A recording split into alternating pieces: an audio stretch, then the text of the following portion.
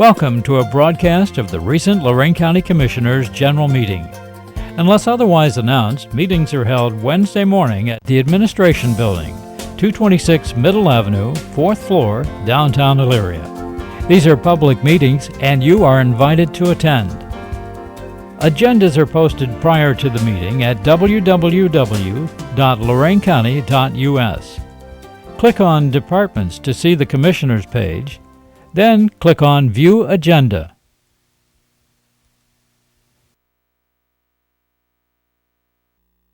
Good morning, everyone. Can you all stand for the Pledge of Allegiance, please? I pledge allegiance to the flag of the United States of America and to the republic for which it stands, one nation, under God, indivisible, with liberty and justice for all. Good morning, everyone, and welcome to the May 23rd meeting of the Lorain County Board of Commissioners. Commissioner Kalo has our dog from the kennel this morning. Oh, who's walking who there? She's strong. Our featured pet this week is a 1-year-old female, and as Jack said, she's a Heinz 57. Beautiful temperament. She has some terrier in her. Someone tied her to the back of the fence at our dog kennel. But she's a wonderful dog, great temperament. She'll be available for adoption on Saturday at 3 o'clock. Well, look there. Let me get a picture of you. Come on. Nice markings. Yeah, she's beautiful. We have 30 dogs currently, so if she isn't what you're looking for, stop by. I'm sure we'll have something to meet your family's needs.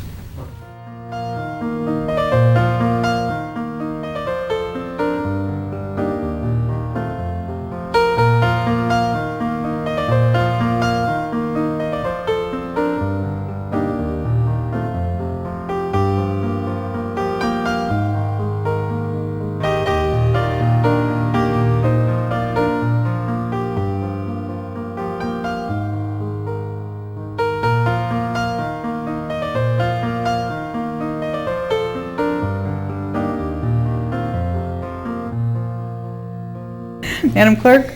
At 9:45, we'll have a presentation from ODOT regards to the turnpike under resolutions number 1, job and filing services bills. So moved. Second. Discussion, Ms. Kowski. Aye. Mr. Williams. Aye. Mr. Kayla. Aye. Investments. So moved. Second. Discussion, Ms. Kowski. Aye. Mr. Williams. Aye. Mr. Kayla. Aye. Appropriations. So moved. Second. Discussion, Ms. Kowski. Aye. Mr. Williams. Aye. Mr. Kayla. Aye. Transfers. So moved. Second. Discussion, Ms. Kowski. Aye. Mr. Williams. Aye. Mr. Kayla. Aye. Advances and repayments.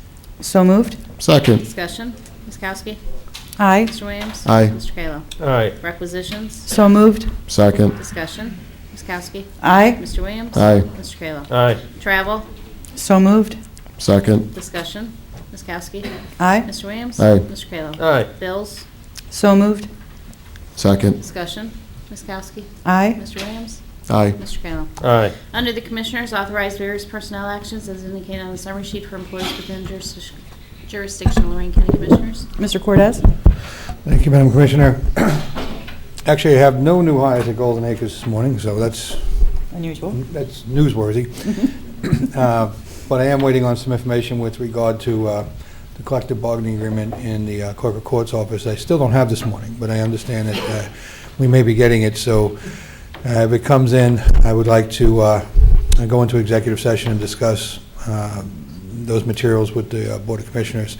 That topic is allowable under the Sunshine Law for executive session discussion, so it asks at the conclusion of our regular board meeting today, we go into executive session and have those talks. Thank you. Thank you. Approve and waive the reading of the same in the County Commissioners meeting minutes of May 16, 2012. So moved. Second. Discussion, Ms. Kowski. Aye. Mr. Williams. Aye. Mr. Kayla. Aye. Provide for the issuance and sale of a bond in the principal amount of $5,280,000 to pay cost of constructing a salt storage facility and improving highways, roads, streets, and bridges located in the county together with all necessary appetances thereto. So moved. Second. Discussion. Yes, please. Now, this is the note that we are going to be buying ourselves in the house. In regards to House Bill 225 that it passed, it allows us to. That is my present understanding. Maybe, I think we're going to need a little bit less money than this. Once we clear everything out, we'll have an exact figure, but this is what we were working with back in March. It won't change very much. I'm talking a few dollars. And then we'll establish the rate, pardon me, we'll establish rates based upon market rates on the day we go to sale, and then it would be what we call a private placement into the county's portfolio with a 20-year level premium level debt with a semi-annual payment of debt and interest, so that it has a steady revenue stream off the debt service. Well, I'd like to thank our County Treasurer, Dan Talarek, for helping us get through this and the start of increasing our investment income, hopefully. And just for the public, this is going to be paid back by motor vehicle gas tax funds, not general fund dollars, which is a good thing. And also, is it probably saving us quite a bit of money on obtaining this loan, correct? Or not? Not really. Not really? In accordance with the regulations that just changed in March, it allowed internal placement of these bonds for a longer period of time. We always could have bought some of our own issuances, but the 5-year maximum, and then we would do renewables on it, made it very cumbersome to do a private placement inside our portfolio.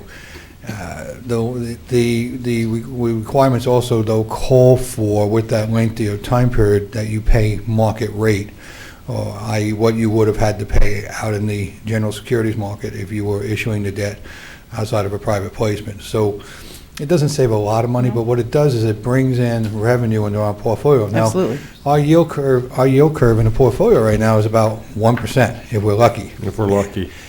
I anticipate this debt paying close to 4%, depending on how the bond market is. It changes, pretty rapidly. It's running between 3.5 to 4 now. So we get close to that 4 figure. We'll have that coming in for 20 years, and it's a good thing. And 25% of the portfolio now can be invested in the municipal government securities on a high-end 20-year yield curve, which will bring stability to that portfolio. As you know, we've been as high as $8 million in interest and as low as $980,000 in interest over a decade. Mm-hmm. Getting that stability with long-term investments will certainly help smooth out those ripples. Absolutely. Thank you. Ms. Kowski? Aye. Mr. Williams? Aye. Mr. Kayla? Aye. Under Community Development, award contract to J.A. Kilby Enterprises, Inc., North Ridgeville, in the amount of $5,555, which includes a contingency for any unforeseen change orders from Mona Gatter at 25318 Briarwood Lane, Columbia Station, for a grant to receive water heater replacement, furnace work, and air conditioning. 8 invitations were sent, 1 received, and this will be paid from the CHIP home repair account. So moved? Second. Discussion. Yeah, we had some emails going back and forth between myself and Mr. Cortez, and I'm sure, Don, if you want to come up to the podium. We do have some discretion in what we can and do not have to pay for. Correct. So this issue was about a air conditioning unit. What we did was we had to make sure that the person got a medical letter from their doctor stating that it was medically necessary for her to have a AC unit. So Correct. we need to know in the future if we want to go forward paying for those types of items, because it's not a mandatory safety issue for home rehabilitation. Let me start, then I'll let Don explain the procedure, what we need to do. I actually sent this back a couple times. I don't know what I got. I got a frog this morning. I'm aware of the sensitivity with use of these funds, and we have examined these very closely over the past several years.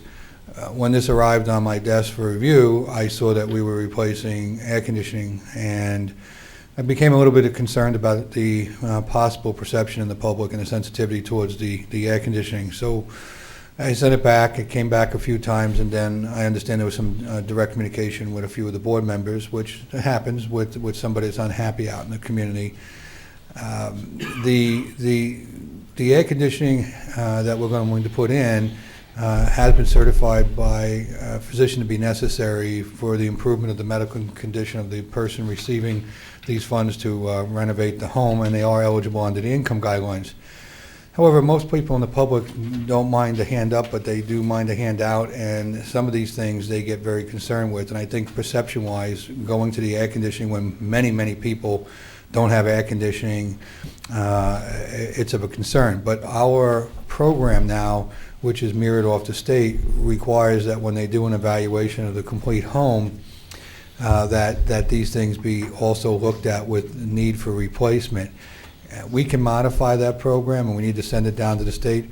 Remember, we had arguments over why somebody had to have a light switch put on a wall because they had a pull chain on a light in the closet, and they Right. said they couldn't do that. We had to install a $350 light switch in the wall for the light. Garbage Disposals that screen cost doors $400-something dollars, and screen doors. And these funds are really for bad roofs, cracked foundations, heating systems that are leaking gas into the home, things like that to secure the home so that the eligible recipient has a good environment to live in. Some of these other things take it a little bit beyond that. I mean, one year we argued over kitchen cabinet replacements in one home. So I asked Don about this, and he'll explain a bit of what we may be able to do with this to bring it more in line with those structural issues that are considered vital and those that may be not as vital. Don? Well, thank you, and actually that is a very good introduction into it. What we'll need to do is to develop our own policy that we would review and bring to this board for approval, and then submit it for the state for their final review and adoption so that it becomes a part of our program, and so that we'll be working with the Ohio's residential rehabilitation standards along with our modifications. Currently, the state of Ohio does actually discourage, and I think that's the exact term they use, discourage replacing or installing air conditioning. You have to get buried into the commentary until you find it that, however, if there is a medical need that is documented by a physician, then the state says that you shall repair, and if not repair, then replace. And that was where we kind of came into the going back and forth and trying to figure things out that ended up with a couple of phone calls to the state. And I think we'll all be better off by having something in writing with the policy so that we can give firm direction not only to my staff, but also to the people who are going out in the field to be aware. Do not look at the air conditioning. Do not worry about a storm door or other items like that, where we want to concentrate truly on what I would call the bones of the house: the roof, the walls, the foundations, the actual wiring itself, to make sure that it's good, solid wiring, not liable to cause a fire, not more of the convenience items that we've discussed about before. So with that, then we can submit that to the state, and then they can review and approve it. Then that is our new policy guidelines for the program. And also then we won't be found in violating our own program, which if we were not to go forward, we have that right to do. When the state comes back to review and monitor us, they'll take a look at it, and then they'll say, well, you didn't follow our policy and program, which would reduce our scoring and our ability to get future grants. And it took a little bit of conversation going back and forth to make sure we had everything clear and understood. Good.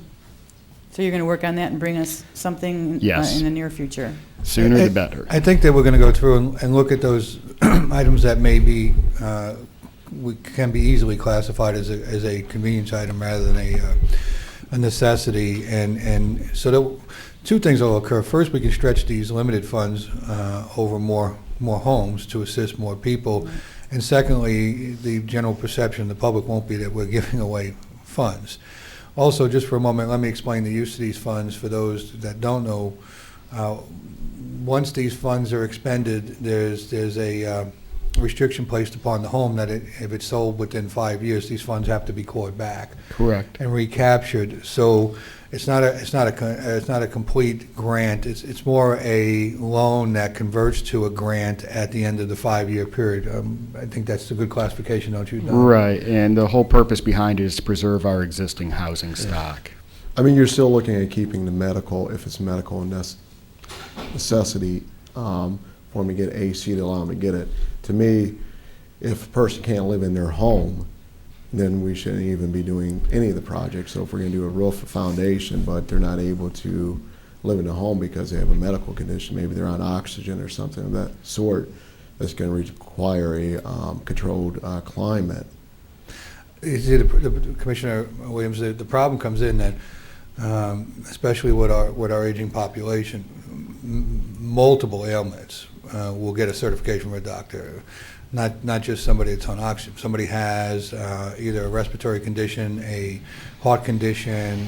There's all of those ailments will be good for medical documentation that says that their quality of life and or ability to be more comfortable will be better with the air conditioning. I don't mean to be disrespectful to a profession, but it's easy to get these doctor's notes. So we're either going to do it or we're not going to do it, because I don't know whose ailment is more worthy than somebody else's if they have a doctor's note. Yeah, my only concern, and that my office wasn't contacted on this, I just want to state that. I'm just looking at if we're going to renovate a home and then the individual can't work or live in there. I mean, is this going to apply to a furnace as well? Well, no, it wouldn't apply to the furnace because heat is considered an essential backbone of the home, Right. where air conditioning is usually looked at as a supplemental system in the home. I realize your concern with that, but it's hard to not have a black and white policy and then to have to sort through these issues, because each and every one that comes in with air conditioning will come in. Well, and With a that's, physician that's, statement. that's the thing. I mean, do we go through and just say it's not just for air conditioning, but if you're doing multiple things, the state is requiring us to look at everything. And then if it was a medical necessity for it, if they're getting a roof done or heating the furnace replaced. I'm just kind of throwing it out there. Right. If there's a failed air conditioning system, and there's older folks living there, I'm almost going to guarantee you they can come up with a medical certification. Well, I as necessary. understand. I'm not saying just for the air conditioning. Right. I'm saying if we're doing other work in the house. Oh yeah, we don't. Actually, we won't get a request just for air conditioning. Right. We'll get a request for different assistance in the home.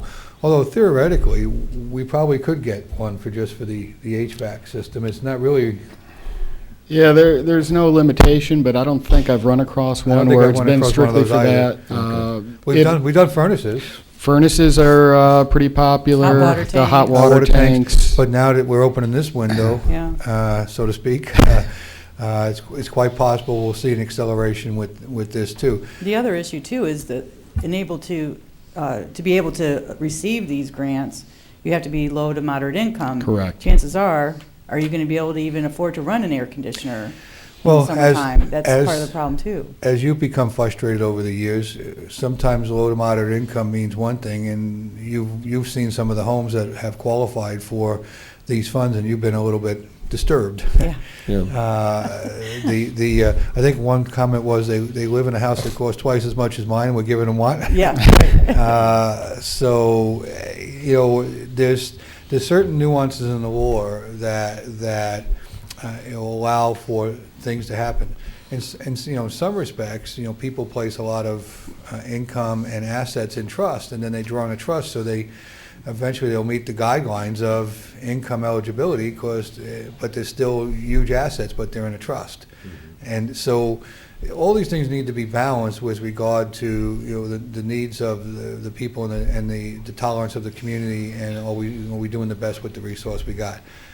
I don't know how to address this air conditioning issue more fully, other than to eliminate it. But if you want to keep it as a ongoing review, remember you're going to get a lot of people. How many would you say that we've done over the course of a year or two? This is the first one in my nearly 2 years here. Okay, so they're not like, Well, they will be now. well, The one thing I learned about these programs, as soon as you start doing something, word gets out there and they accelerate. That's how we got a lot of furnace work. That's how we got a lot of hot water heater work. As people found out that they can have more compartmentalized applications, we started seeing more and more of that. Word gets around the community very, very quickly in certain quarters about what people are eligible for, and they usually come in and they make their applications. well, go ahead, and I would still like for him we should have a policy in place Yeah. anyways of what we think we should and shouldn't. Like you said, we used to do garbage disposals, that's a luxury. Screen doors are a luxury. There are things, like you said, the backbone, we need to make Right. sure those are done, but anything that's considered a luxury, I think we need to look at those and have a policy. If we take away the air conditioners, we should give them screen doors, Commissioner. Oh, what a I'm out. can of worms we've opened with this. Go ahead, Commissioner. Call for the vote. Ms. Kowski? Aye. Mr. Williams? Aye. Mr. Kayla? Aye. Under Thank Job you. and Family. Thank Could we- you, thank you. Oh, I'm sorry, I spoke with the ODOT crew. They were looking at possibly leaving a little early. oh, you want us to do If them? we could bring them up now? Sure, we could do that. All right. Well, thank you for allowing us the opportunity here today. I'm Jim Riley with the Ohio Department of Transportation. I'm the Deputy Director for a new division, the Division of Innovative Delivery, that was recently created this year. By way of introduction, maybe I should, let me also introduce, Ted Hamer is with us here today. He's with our independent consultant team that is studying the turnpike, KPMG. And Ted's going to assist me with some of the detail and some of the discussion that we want to have around the slides that we've prepared for you today. But by way of introduction, I've spent my whole career in the private side working with consultants and departments of transportation around the country. I am from Ohio. In fact, I'm from Lorain County. I've lived here my whole life. And when I saw the new change, if you will, in the administration and the leadership within the state and the opportunity to change things within transportation, I said, I want to go join that team because I want to help them do things differently. Because we're at a time that we need to do things differently. I could, where do I see this slide? It's up now. It's on. Oh, very good. Okay. And as you mentioned, I was here at the Lorain Transportation Days. A week or so ago, we were at the mayors and managers meeting. We've been in Nowaka a couple of times. We've been all across the turnpike and all the counties across the turnpike to have open dialogue, quite frankly, to let everyone know what we're doing, why we're doing it, what's the purpose of it, and what are the goals that we want to go through with this study. We've had many of these what we call IDIs, or in-depth interviews, where Ted and I take about 10 or 15 minutes and give some background, and we open it up to some dialogue to hear concerns, questions to help us with our study. So it's part of what we've been doing. But the way I like to frame and put the context of the situation that we're in as a state, that you're in as a county, that all the local agencies are in a similar situation, is that the current formula we have to fund our transportation system, it flat out doesn't work. And it's not changing. It's called the gas tax formula, as we know. Gas tax comes in and funds our transportation system. The model worked great back when we built our transportation system in the 50s and the 60s, the interstate system. But now with more fuel-efficient vehicles, with cars traveling less, with the recession and all of that, we just simply, there's less revenue coming in from gas tax. And by the way, the needs have doubled. We're at the point where we need to rebuild our interstate system. And I'm talking at the macro scale. All this applies down to our local roads and all of that. So we know the formula doesn't work. And I applaud what the county here is doing with their bonding program. That's an innovative way to leverage your value over a long term. And we'll talk a little bit about how the state is doing things like that as well, because we need to do things differently. We need to be innovative. We need to look at different ways to fill the gap. Right now we're $1.6 billion, and that's a real hard number, of projects that we call shovel ready, that we've got plans on the shelf that we're ready to be built, that we need, that they're prioritized by our track committee statewide, and we can't build them because the revenues coming in aren't enough. We've got another $10 billion of projects that are in development across the state that can't be built right now. Okay, got to find an easier way to do this. So several things that we're doing. I just want to, again, kind of paint the picture of how the state is trying to be innovative and address the problem at hand, rather than sit back and wait for the feds to address the problem, because something I should have mentioned earlier is that the federal government and the gas tax formula that isn't working, it isn't changing. The federal government hasn't even been able to pass the transportation legislation for the last 6 years. They just keep extending it. So we can't just sit back and wait for them to solve our problems. We've got to solve our own. So we're looking at all kinds of ways to save money and or to generate revenue. Organizationally, we're downsizing, really through attrition. We're not doing any new hiring, except for individuals like myself in some specialty cases. But we're downsizing through attrition. We're down to about 5,300. Over the last year, we've saved an estimated $50 million in operational costs. Our goal is to save $100 million in operational costs over 2 years. We've done something recently where we're privatizing the management of our parts. all of our parts to fix our trucks and our equipment and all that. We have 88 different part stores around the state that try to service us. We're going to convert to about 10 and have them run by a shop like a Napa or something like that. We're going to save $7 million a year in operating costs there. An interesting program we're working on we call the Non-Interstate Service Plaza Development Program. Are currently the rest areas that we have on our non-interstate facilities. You get a toilet and a vending machine. They're really not used the way they were intended to be used. They're valuable property. They cost us $30 to $50 million a year to maintain these. We have a total of 100 rest areas across the state on both non-interstate and interstate facilities, and it costs us a lot to maintain, and again, they're not being fully utilized. So we're saying, why don't we try to redevelop some of them that are conducive for development and put up a Starbucks or a McDonald's or a gas station, and again, be able to offset the maintenance costs and then generate revenue. The federal law says you cannot commercialize interstate rest areas, but it's silent on the non-interstate ones. So again, as a testament to the leadership that we have in this state right now, we have the courage and the will to push forward and do something. There's a lot of other states that are partnering with us that want to move forward with similar programs, and so we're breaking new ground here. I mentioned those are immediate activities that are currently underway.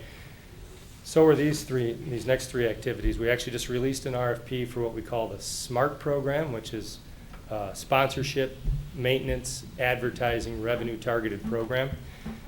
This is for the interstate rest areas where we can put up traveler information boards and do other advertising at the rest areas, and we can generate a couple $1 million a year.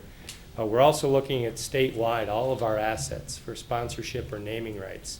There's a lot of significant bridges and interchanges and sections of highway that are real valuable, that if we were to sell the naming rights to them, we could generate millions of dollars and potentially offset the cost. The example here I like to use is, again, being here from Cleveland, the Interbelt Bridge that we're looking at. Why couldn't it be the State Farm Insurance Interbelt Bridge, on your way to Progressive Field? I mean, people that sell the rights to the Progressive Field and all these other sports stadiums generate a couple $1 million a year.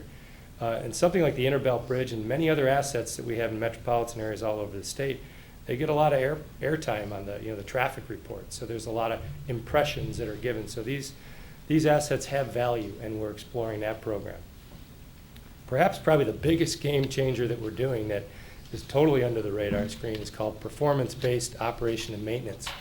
ODOT's in the business of building roads, as everyone knows, but we're in a bigger business of maintaining roads. The majority of our budget goes toward preservation and maintenance of our system. We're looking at what our total costs are to maintain an interstate. We call it fence to fence, the right-of-way fence. And within those limits, we cut grass, we fix guardrail, we repave roads, we have to pick up dead animals, everything. Plow snow. We're looking at the possibility of letting a private contractor and an engineer maintain those facilities at a cheaper cost for a longer term, again, to reduce our operating costs and put the money right into a capital program so we can build more. Finally got it figured out here. In the longer term, and I don't mean long term, but in the longer term, because it's going to take probably a year to year and a half to get much of what I'm going to talk about here underway. We're looking at the Ohio Turnpike, and we'll talk about that here in detail. And we've also created a P3 program. As I mentioned, I created a new division of innovative delivery, and we're here to implement a P3 program, or public-private partnership program. And I'll talk a little bit about that right now. The last item there is the new highway bill, which again, where is the new highway bill? It always seems to be a little far out there, but we're helping influence legislation to the best we can to be more innovative around public-private partnerships, more lenient around tolling and some other things that we need to do as states, because Ohio's not the only state in this predicament. So we're trying to influence that legislation. When you look at our P3 program, the whole purpose of it is to build new, is to allow us to build and replace the new infrastructure, but we increase the efficiency in how we do this, and we lower the overall operation and maintenance cost over the life cycle of a asset, if you think about it like that. What we do is we enter partnerships with a private entity and we allow them, we transfer risk to that private entity, and they can design it, build it, finance it, operate, and maintain it for a period of time, maybe 30 years or so. The facility always stays ours, but they have to operate it according to our performance standards. This could involve tolls, and it doesn't have to involve tolls. One example of a project is the Portsmouth bypass down in southern Ohio, which is a new 4-lane divided highway about 15 miles long. Now, it's not conducive to tolling there. This project's been on the books for a very long time. It's got a revenue stream with Appalachian funds coming into it, but not enough to build it now. So we can take that stream of funding and we can dedicate it over the next several years and allow a private entity to come in, build it now, build it cheaper, build it at less cost, to bring their innovation in and build it now before inflation in years to come, and then we pay a fixed amount over a period of time. So that's an example of a public-private partnership, and it doesn't involve tolling. There are other public-private partnerships that do involve tolling, that need to involve tolling. Again, talking about the state of our assets across the country and the need for new revenue, tolling needs to be considered. It flat out has to be. In fact, Florida has legislation in the books that they cannot build any new capacity in that state or any new bridge unless it's tolled. And the stat that we've seen around is that more than 50% of all roads that are built in the United States today are tolled. So P3s are a way of generating revenue, are a way of bringing in finance from the private side and innovation from the private side to do things cheaper, quicker, and faster. When we look at our innovative capital program delivery, we're looking at a number of projects. I mentioned our big name projects that make up a lot of that $1.6 billion that puts us behind budget. I mentioned the Portsmouth bypass is on the list here. These are just some sample projects. Another one is the Interbelt Bridge. Being here in northern Ohio, you may be familiar with, the first bridge is being built right now.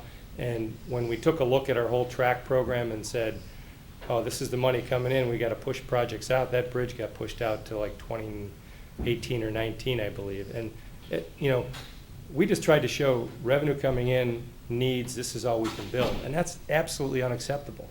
So we're exploring many, many ways to bring that back up. And so we're looking at what's called here a design build finance to bring that bridge forward. So maybe a contractor will finance it up front and we pay a dedicated revenue stream over a period of time, maybe a 6 to 10 year time frame. Anyway, I show these all as examples of the many things that the state is doing to reduce costs and to be innovative to solve this problem. So we've created this division. This is our mission statement. I've kind of mentioned a lot of this here. If we take a switch over here to specifically to talk about our opportunity analysis, I've got a couple of cards here. There's some basic information here you guys can take a look at. We have some as well, Steve, if you wanted to share it with folks here. They're just pocket cards, as we call them, that have some basic facts that we may refer to in our discussion around the analysis. But first and foremost, our goal is to unlock the value of the turnpike to create jobs and to build Ohio infrastructure. As I mentioned with the rest areas and with the P3 program and with the parts program and all these other things, looking at the turnpike is just another logical thing for us to do, to look at an asset that has value, because we know Ohio's with the needs here that I've discussed. I'm going to start talking on this slide, and Ted can jump in a little bit. We've just got a few more slides so we can lay out the purpose of the study and what we're doing. You can see the little graphic that we got here. As I say, the value of the turnpike is currently locked within the turnpike because the asset has never been leveraged to pay for anything beyond its own construction, its own extension, its own enhancements. It's, if you will, it's a closed indenture. But the turnpike is an asset. It's 241 miles, 23, no, actually there's 31 interchanges when you count. There's different variations of how you describe an interchange. 16 service plazas. The road's 60 years old is another fact that we need to keep in mind when we look at this. This interstate has to be rebuilt. But nonetheless, it's an asset that has value. The value, it brings in $250 million a year, roughly, in revenue. It's got to operate, that's OpEx. It's got debt to repay, and it's got a capital program. What we have listed here is it's got to complete the third lane program, which is on the books. It's got to rehabilitate the entire facility. The sub-base of the pavement right now, again, is 60 years old, and you can't keep resurfacing. It's all going to have to be replaced, at least on that two-lane section, over the next probably 20 to 30 years. There's many more enhancements in electronic toll collection that should be implemented to modernize that facility. And then there's the service plazas that are still being replaced. Those are all examples of the capital expenditures that they currently have on that facility. But my point is we need to look at it. It's 241-mile road interstate that has value, that brings in revenue. And that value is currently locked up by continually to fund improvements to itself. We want to look at what that real value is, and is there any way to leverage it so that we can use that value elsewhere in the state, particularly in northern Ohio, to help with this significant need. Anything you want to add to this slide? No, why don't we go on to the next slide? Okay. Just again, Ted Hamer with KPMG. As Jim has talked about, when we think about leveraging or unlocking the value of the turnpike, there are a couple of key considerations that we have to bear in mind. First and foremost is that we have to do a capital needs assessment of the turnpike. So it is a 60-year-old road. It does have significant capital needs that are both immediate within the next 10 to 15 years and long term in terms of a horizon of 40, 50, 60 years. So we take that into account whenever we think about what the various options are. We also do run various analysis around the options, and I'll lay those options out here now just to provide some context. First of all, we're looking at the status quo. The Ohio Turnpike effectively remains in existence as what you know it today, and it continues to operate. And that provides a baseline for the additional options that we're looking at. Option number 2 is that we have a change in governance, which basically means that ODOT would take control of the turnpike, and that there would be a relevering of the existing debt, perhaps a securitization of the debt or of the revenue that you all mentioned earlier, and use those funds to address infrastructure needs. There are both advantages and disadvantages to this approach. And then the third option is the involvement of the private sector. Jim talked about public-private partnerships. It could be a concession lease, which has been done around the country and around the globe previously, where a private operator comes in and for the right to operate and maintain that facility for the next 50 years provides money up front or some sort of revenue share arrangement to the state of Ohio, or various machinations of that.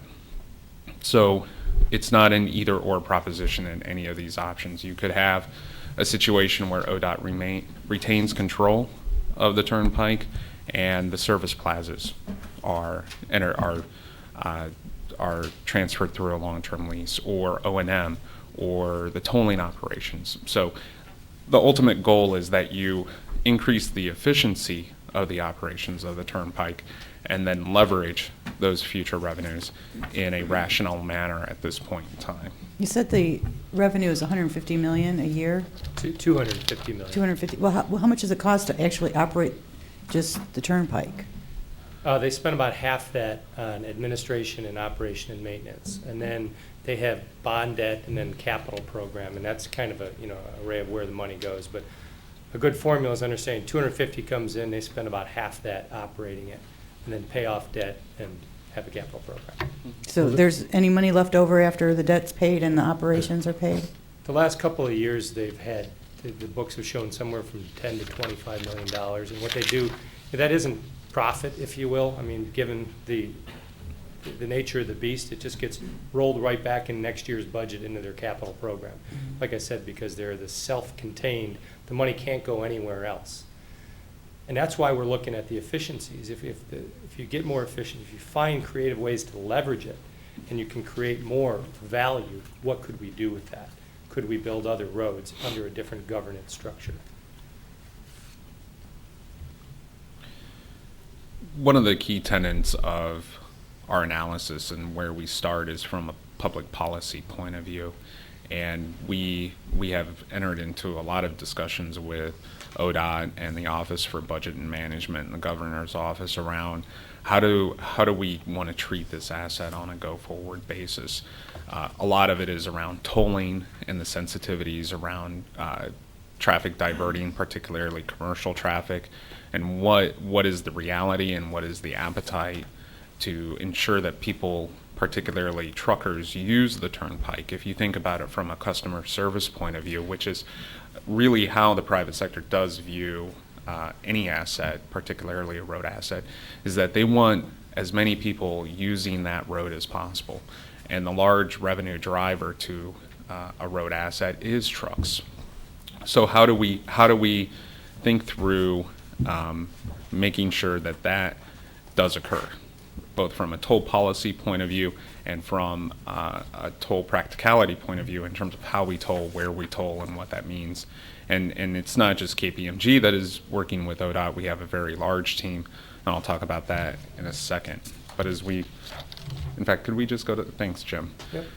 So what you see here is the team that is in place, KPMG. I was asked earlier if we're the auditing firm. We are. We also do, over the last 30 years, we focused with our clients, particularly public sector clients around the world, on infrastructure needs. We've helped many of our clients complete these public-private partnerships, if you will, but we also tend to focus on what creates the best value from an economic proposition point of view. So, for example, we've been engaged previously by the state of Indiana to look at the I-69 extension from Indianapolis to Evansville. And Governor Daniels wanted to do that as a P3, and we had the pleasurable job of telling the governor that that wasn't going to work as a P3, which was at the time not very popular, but I think in retrospect has borne itself out. With us is Parsons Brinkerhoff, an international engineering firm. You may know PB. PB has a long history in Ohio. They actually built the statewide travel demand model, which is critical in terms of the tolling analysis and the revenue analysis as it relates to this project. Working closely with us is Falgren Mortine, a public relations firm. Falgren is charged with not only helping us get the message out about the turnpike and the analysis and the work that we're doing, but also soliciting and gathering feedback in a proactive manner so that we can account for that in terms of the policy discussions that we do have. And then in the center of this slide, you see two law firms. Ellen and Overy is an international project finance law firm that has worked on many of these transactions around the globe, and Barnes and Thornburg is a local Ohio firm that is helping us look at matters of Ohio law specifically, but also the debt defeasance on the current bonds that are outstanding. So with that, the leveraging study, I laid out the 4 bullet points. We may do nothing. That could be the result of this, the change in governance, a full concession, and then myriad of possibilities in between. Jim mentioned the in-depth interviews we have. Personally, Jim and I have been across the state, across the pike, from Youngstown all the way west to Bryan, and talked to various groups about the study, the need for the study, the need for the analysis, the funding issues that do arise. And if I could just ad-lib on one point in particular, Jim laid out the federal situation. I'm going to paint a much starker picture of it because I like to. And the reality is that the Federal Highway Trust Fund is bankrupt, and it has been for the last several years. The only reason why it's not insolvent is because there have been general fund transfers to that trust fund to keep it afloat. If that does not occur in the next few years, it will actually be financially infeasible at 2018, is what the GAO is currently stating. So it is critical that states, Ohio, other states that I personally work with and our firm works with, look at solving their own problems through innovative approaches. And that doesn't mean necessarily a private lease. It could be something else. But that's, I think, the goal of what we are trying to accomplish here. In terms of timeline, very briefly on that point, we are in the throes of the analysis. PB essentially is in process of wrapping up their work, although they are doing now traffic and revenue analysis. That should be done in mid-June. We will start looking at our financial models, running sensitivities, and entering into a feedback loop with ODOT and the governor's office that basically creates what if scenarios. What if we do this? What if we tweak here? What happens there? So that will ultimately take us to about the end of the year. Okay. And this is the last slide, if you will, as far as our formal comments we wanted to make to you. But by unlocking the value of the turnpike, we could produce billions of dollars in revenue for future transportation projects. We need to begin thinking about how we're going to use whatever value that we can create out of this asset. We've talked about that we want to dedicate whatever the funds to infrastructure projects around the state, certainly with the majority of them going to northern Ohio. The governor has mentioned the majority of them going north of US 30, which certainly would be the case. Being from northern Ohio myself, I feel that it should be a little further north than that. Point is that that's all under discussion and under consideration right now. We're actually looking for help and input to help create, if you will, a formula for how funds could be used, however we can leverage them. We've talked about a local bridge fund. Right now we have a statewide local bridge fund, but that's funded with federal dollars. And when you use those, you got to go through all the federal requirements. And I'm sure Ken Carney here could tell you about the difficulty of even getting to use those funds because of all the hoops and the strings.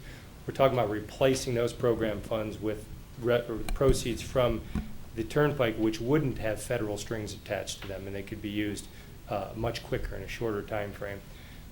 Talked about using some funds to go toward public transit.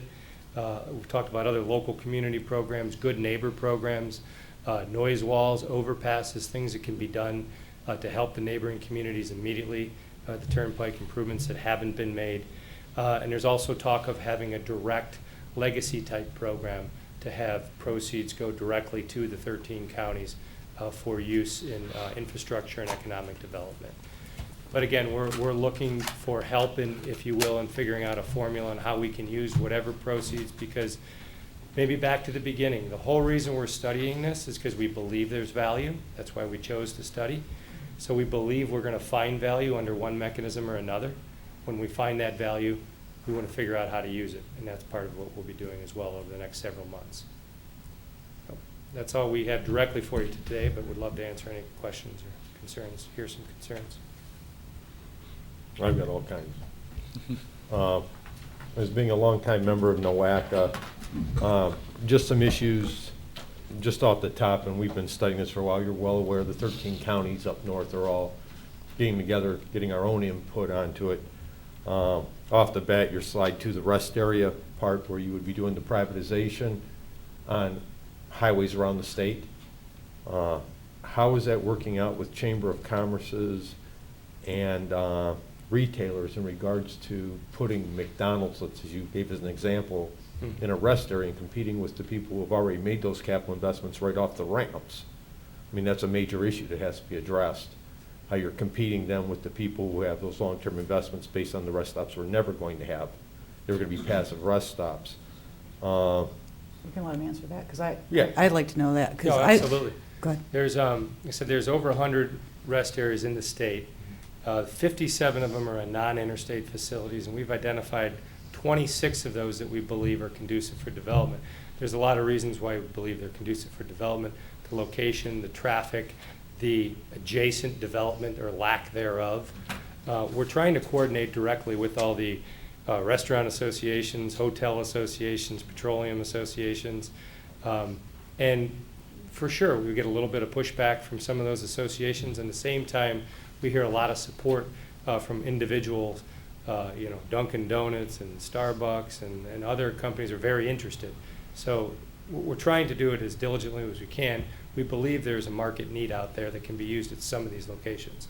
So we're trying to build the program that way. I think you made the comment at the Transportation Day how you wouldn't want your son or daughter to stop at some of those rest areas, and I can see having those developed would make make it a nicer place for people to stop and feel safe. Yeah. So I think that would be a great way to raise revenue. So go ahead. Yeah, I got a few listed. Yeah, just a question with that. Would it be leased or would they purchase the property? Leased. Lease. Right now, local communities are responsible for any type of spills that happen there. On the turnpike, we have the two plazas where basically our local fire departments and that have to go out there to respond to spills. That is hit by comes out of local government funds. Would they be responsible to cover that if they're leasing it? Under a lease arrangement, it would be the same as it is now. Okay. Going with the lease of the turnpike, are you looking at ways to cover, having whoever leases it to cover this? Because if you got a small plaza in a township, that could take a good portion of their budget. So is that part of the study as far as how to help local communities with these type of issues? It is. When we think about a question like that, it drives down to the commercial structuring of a potential transaction, and it's not unusual for some sort of contractual clause to require a reimbursement or a separate negotiation to take place between local EMS and fire to provide specific services. All right. And then the other question on the turnpike, have you taken a look at, when was the last time the rates were raised at the turnpike? Recently. This year. Last year. Beginning of this year. Yeah. Or Okay. end of last year, whenever it happened. Last year, what type of reduction did we see on tolls? Have you looked at that information to see if they're using, old routes for Lorain County, be the old truck route, Route 20? Mm-hmm. It's an excellent question. I think given the fact that the rates just increased, it's a little early to tell, but we'll certainly take that back to PB and see if there's any preliminary analysis associated with that. But to Yeah. answer Mr. Williams, let me jump in on that time, but you're going the right direction. That's one of my issues. I believe it's 2002, 2003, the Ohio Turnpike did raise their rates exponentially, and it caused a lot of diversion to the local roads. And when they brought them back down in 05 or 06, the truck traffic went back to the turnpike. So that's a major issue. And in regards to the leasings and the diversion issues, Larry just went through a major project here, State Route 57, because highways running through municipalities. The munis are stuck paying for those. And it might have cost a gentleman his mayor's race, actually. I mean, it was quite contentious. So, I mean, the diversion's a major part of it. The rate increases. You mentioned Indiana, which Governor Daniels there said it would be a 10-year infrastructure improvement program. It's 6 years, he's out of money. And there's projects going to have to be pulled, and that was one of the largest leases ever done. I believe it was 75 years. Mr. Kalo, if I could interrupt you. Yeah, go ahead. Respectively. No, jump right in, please. There was actually an article in the Bond Buyer this morning that talked about 1.7 billion of those funds are still available and being utilized on projects ranging from US 31 in Hamilton County, Indiana, to the Bridges project in Louisville, which is a critical project. They had to shut down one of the bridges between Louisville and southern Indiana in the last year. So at least according to the Bond Buyer this morning, there is still significant revenues left from the Indiana toll road lease. Well, that's dedicated through July 2013, if I believe what I read the other day on it. That's why I'm bringing it up. Mm-hmm. So, I mean, the long-term prognosis, and then, again, they've had toll increases and then paying the debt service for the rest of the 69 years that are left on the note with no more capital dollars. They have additional work. They said what their operations and maintenance dollars will be covered, but there won't be any additional monies for additional infrastructure improvements from those dollars. You're talking about the proceeds from the lease? Correct, the proceeds. Okay. I think several reactions to your comments. Okay. In 2002 and 2003, the toll rates were indeed raised on the turnpike, and I think Jim and others in ODOT can talk about the reaction of that from a diversion point of view. What may not be known is that ODOT actually paid the turnpike to bring those rates back down because of those diversion issues. It's a critical factor in terms of the analysis that we're very attuned to. If you think about it from a revenue point of view, there's that point where you get maximum usage and maximum revenues. But that's not necessarily the key. The key is from a public policy standpoint, what is most beneficial to Northern Ohio, and that's what we're looking at from a truck diversion point of view. So That's one of the issues. I mean, not Yeah. to argue with you, just issues that are Yeah. major to our constituencies. Yeah. absolutely. Let me just jump in on that. That's what I wanted to. I mean, you're exactly right about the characterization when the tolls increased and the trucks diverted, and then we brought the tolls down, and ODOT supplemented that money back in the time. I wasn't aware of that, though, thank you. Yeah. I didn't know there was a supplement. We are very in tune, and so is PB, who did all the modeling, the traffic modeling that goes around forecasting us, the sensitivities to toll rate increases with diversion. As Ted had mentioned earlier, you got to understand under any scenario here, diverting trucks is not the goal. Nobody wants to divert trucks. Whether we enter a private lease agreement, whether ODOT maintains it, whether the Turnpike Commission, we don't want to. So all that does is give us good intelligence about how high the tolls can be increased before it's diverted. We need to understand that right now there's already a 30% truck diversion. It's 20% truck diversion, 30% vehicle diversion exists today. So a new operator may come in and try to find ways to increase the traffic. There could be different toll scenarios that could be employed, like frequent flyer miles, like rebates for frequent use of trucks. They could get a rebate at the end of the year, encouraging more trucks to use the facility. So I think we look at this kind of problem as more of an opportunity of how we can bring more trucks on, because there's already 20% of the truck volume using this corridor based on all of our O&D studies, origin destination studies, show that they're not using the facility. Regarding Indiana, though, I really think we go across the pike and we get a lot of questions about Indiana. Now, we're not Indiana. We're not purporting to do a deal like Indiana. As a matter of fact, let me tell you a few things about if we did any kind of deal, what our state has already said yay or nay to. But I'd also like Ted to help describe the Indiana deal a little bit further, and I will as well, because there are so many misconceptions out there, by us kind of sitting back, the public, not without having the real information. And we've interviewed the Indiana DOT and the operator there, and we're very abreast of everything that's going on relative to that deal. But first of all, like you said, their term was 75 years. This administration said if we were to enter any kind of lease, it's not going to be of that nature. Our study is looking between a 40 and 60 year window. Ideally, it would likely be a 50-year window if it went, 50-year time frame is basically what we're honing in on. But when you get to see the life cycle cost of replacing all that pavement and those bridges, and you see when they need to be, it all factors into the valuation of the asset. So that's why you need to look over a range of time. The other thing is you had mentioned about, they got all that money and there's like none left by 2013. But there's a lot of ways to look at that. One is that, first of all, they didn't have any money. Second of all, in the money that they used, they built infrastructure today that's driving that economy now. They aren't plans on a shelf. It's infrastructure that exists. And then they also created a long-term trust fund as well that will be viable for years to come, a $500 million trust fund. But then it's over 75 years. But looking at all that, Ohio, no, we would never want to really go over 50 years. And we'd want to maintain some sort of long-term stability of revenue. And that's why what we're looking at is some kind of upfront payment in our analysis we're looking at. But we want a revenue share over the life of whatever agreement, so that we would share in those toll revenues at a certain percentage over the life of that agreement. Is there any more you want to add to that?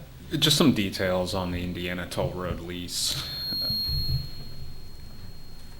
Let that settle. I had them turn it up because Okay. people were having a hard time hearing you. Apologies. I can move closer to the mic as well. No, now you should move back. Now I should move back. There you go. So it was 75 years.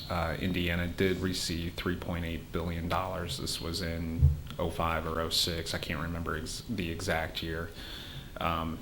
What's interesting is that what came along with that is an additional $300 million of capital investment on the very western portion. Sound check. On the very western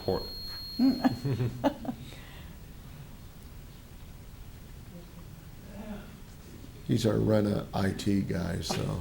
I feel like Tom Cruise on Saturday Night Live. Check one, check two. Or Tom Hanks, I think it was. It was a while ago. So I was saying there was a $300 million capital investment on the very western portion of the Indiana Toll Road, basically through Gary, where they had to expand the facility. There was also another $100 million that was invested immediately into the toll road from a capital point of view. So if you really think about the value that was achieved by... Jim? I don't know. Turn it down a little bit. You come over here. Got a hot mic. Go ahead, keep talking, I'll work on it. Oh, I don't want to further annoy people. Come over here.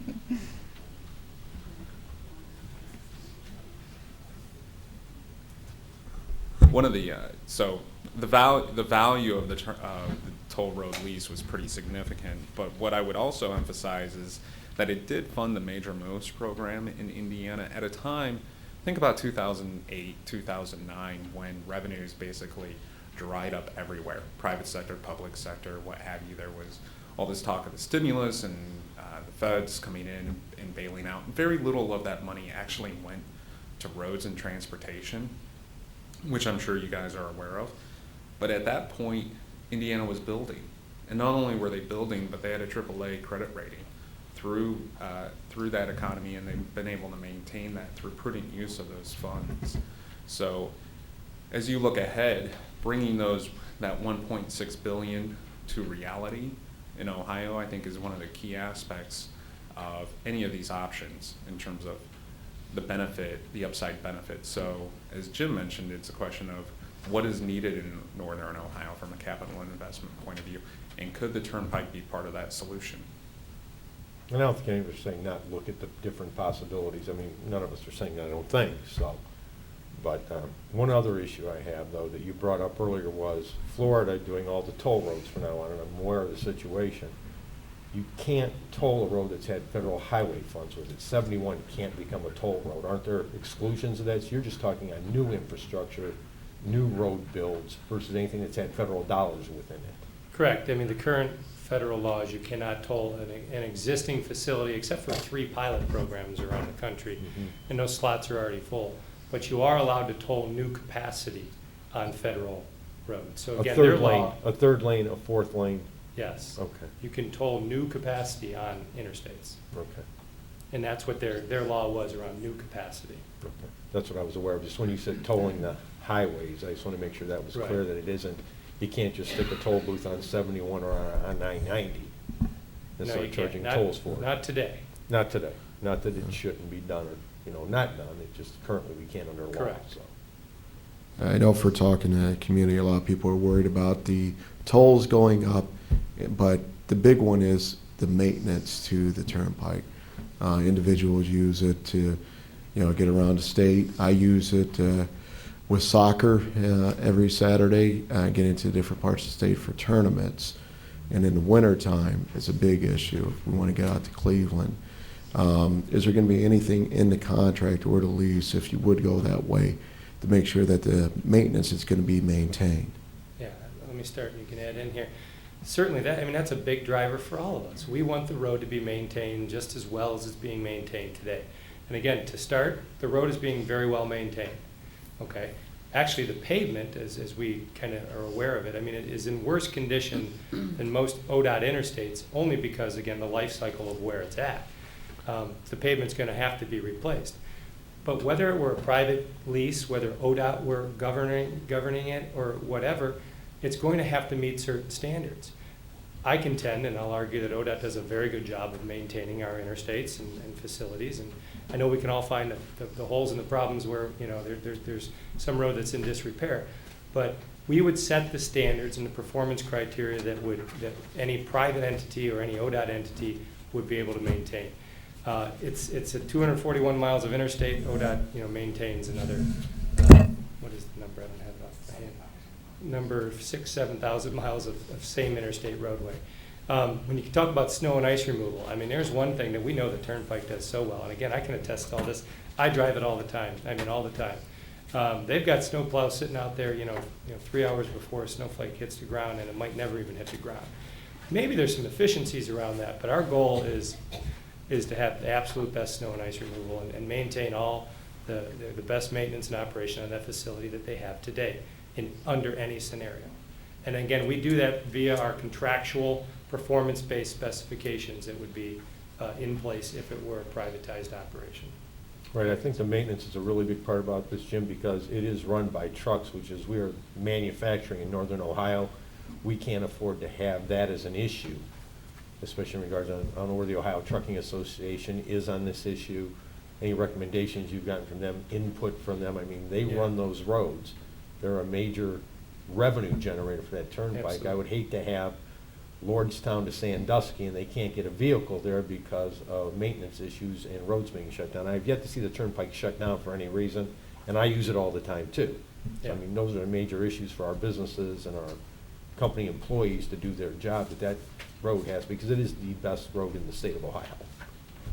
I don't have anything specific to add to what Jim just stated, but just so we're all aware, the capital needs on the turnpike going forward in the next 10 to 15 years is pretty significant.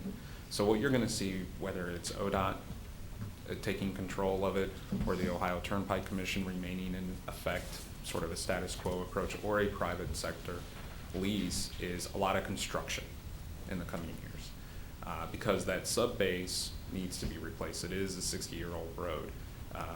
It's time, and so you will see a fair amount of construction going forward on the turnpike, just as a reality. Doesn't matter what option that you have. Question for you, what's your process at the end of your year-long study? It doesn't go back to the state legislature, it just stays in the governor's hands at that point, correct? To make a decision? I'll start and I'll let Jim finish. Okay. The process specifically for us is that we are going to both provide quantitative information to Jim and the client in Columbus in terms of what these three options mean from, the economic point of view, but there's also going to be a qualitative analysis talking about the relative advantages, the disadvantages, some of the public policy items that we've heard. It's going to reflect a lot of these conversations that we've had across the pike, and ultimately we'll sit down with Jim and walk through what this analysis all means, and then as I understand it, a decision loop will be engaged in by the governor's office, by ODOT, OBM, in terms of what they believe to be the best way forward at that point. And you described it very well. It's going to be iterative. We're looking at the late fall as probably the first wave of some quantitative analyses. As Ted mentioned, there's so much qualitative about it too, and it becomes policy related. And there'll be internal discussions, like I said, OBM, governor's office. And by the end of the year, we hope to have a recommendation. But if you go back to what we're doing right now too, we're trying to seek input around the study about the options to make sure everyone understands the significant need to do this. I mean, there's a purpose for this, and there's a great opportunity here. At the same time, we're going to want everyone to understand why recommendation A or B might be better for the state.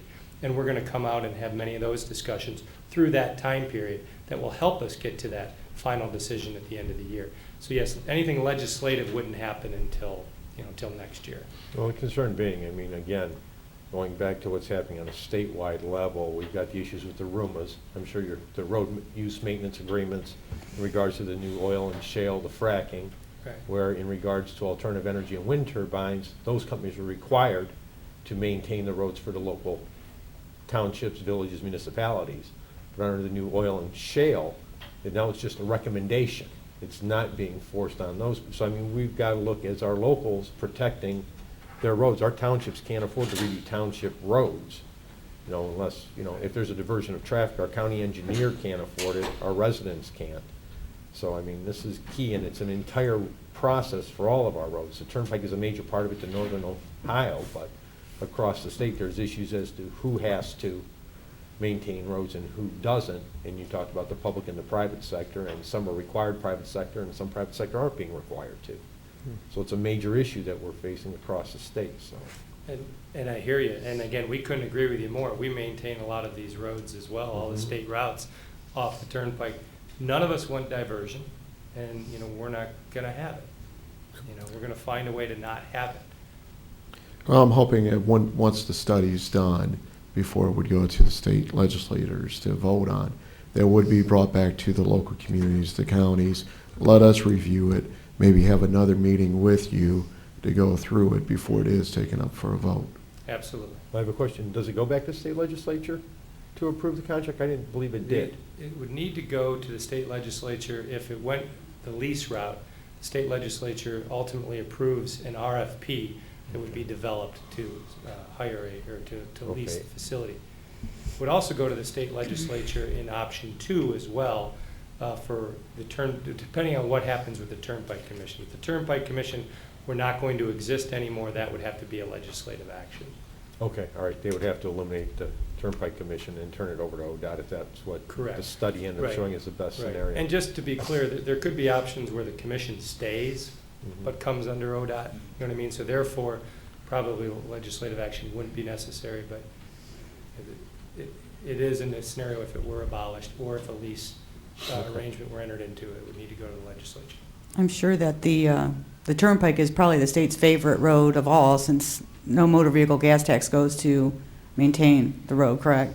Correct. So you're saving tons of money by having this be a toll road in this area. And I guess my question would be, what is the savings or the amount of revenue that you're going to get if it were to be leased? Is that just going to shore up your shortfalls, or is there going to be an actual benefit to our region and the residents in this area that use that on a daily basis?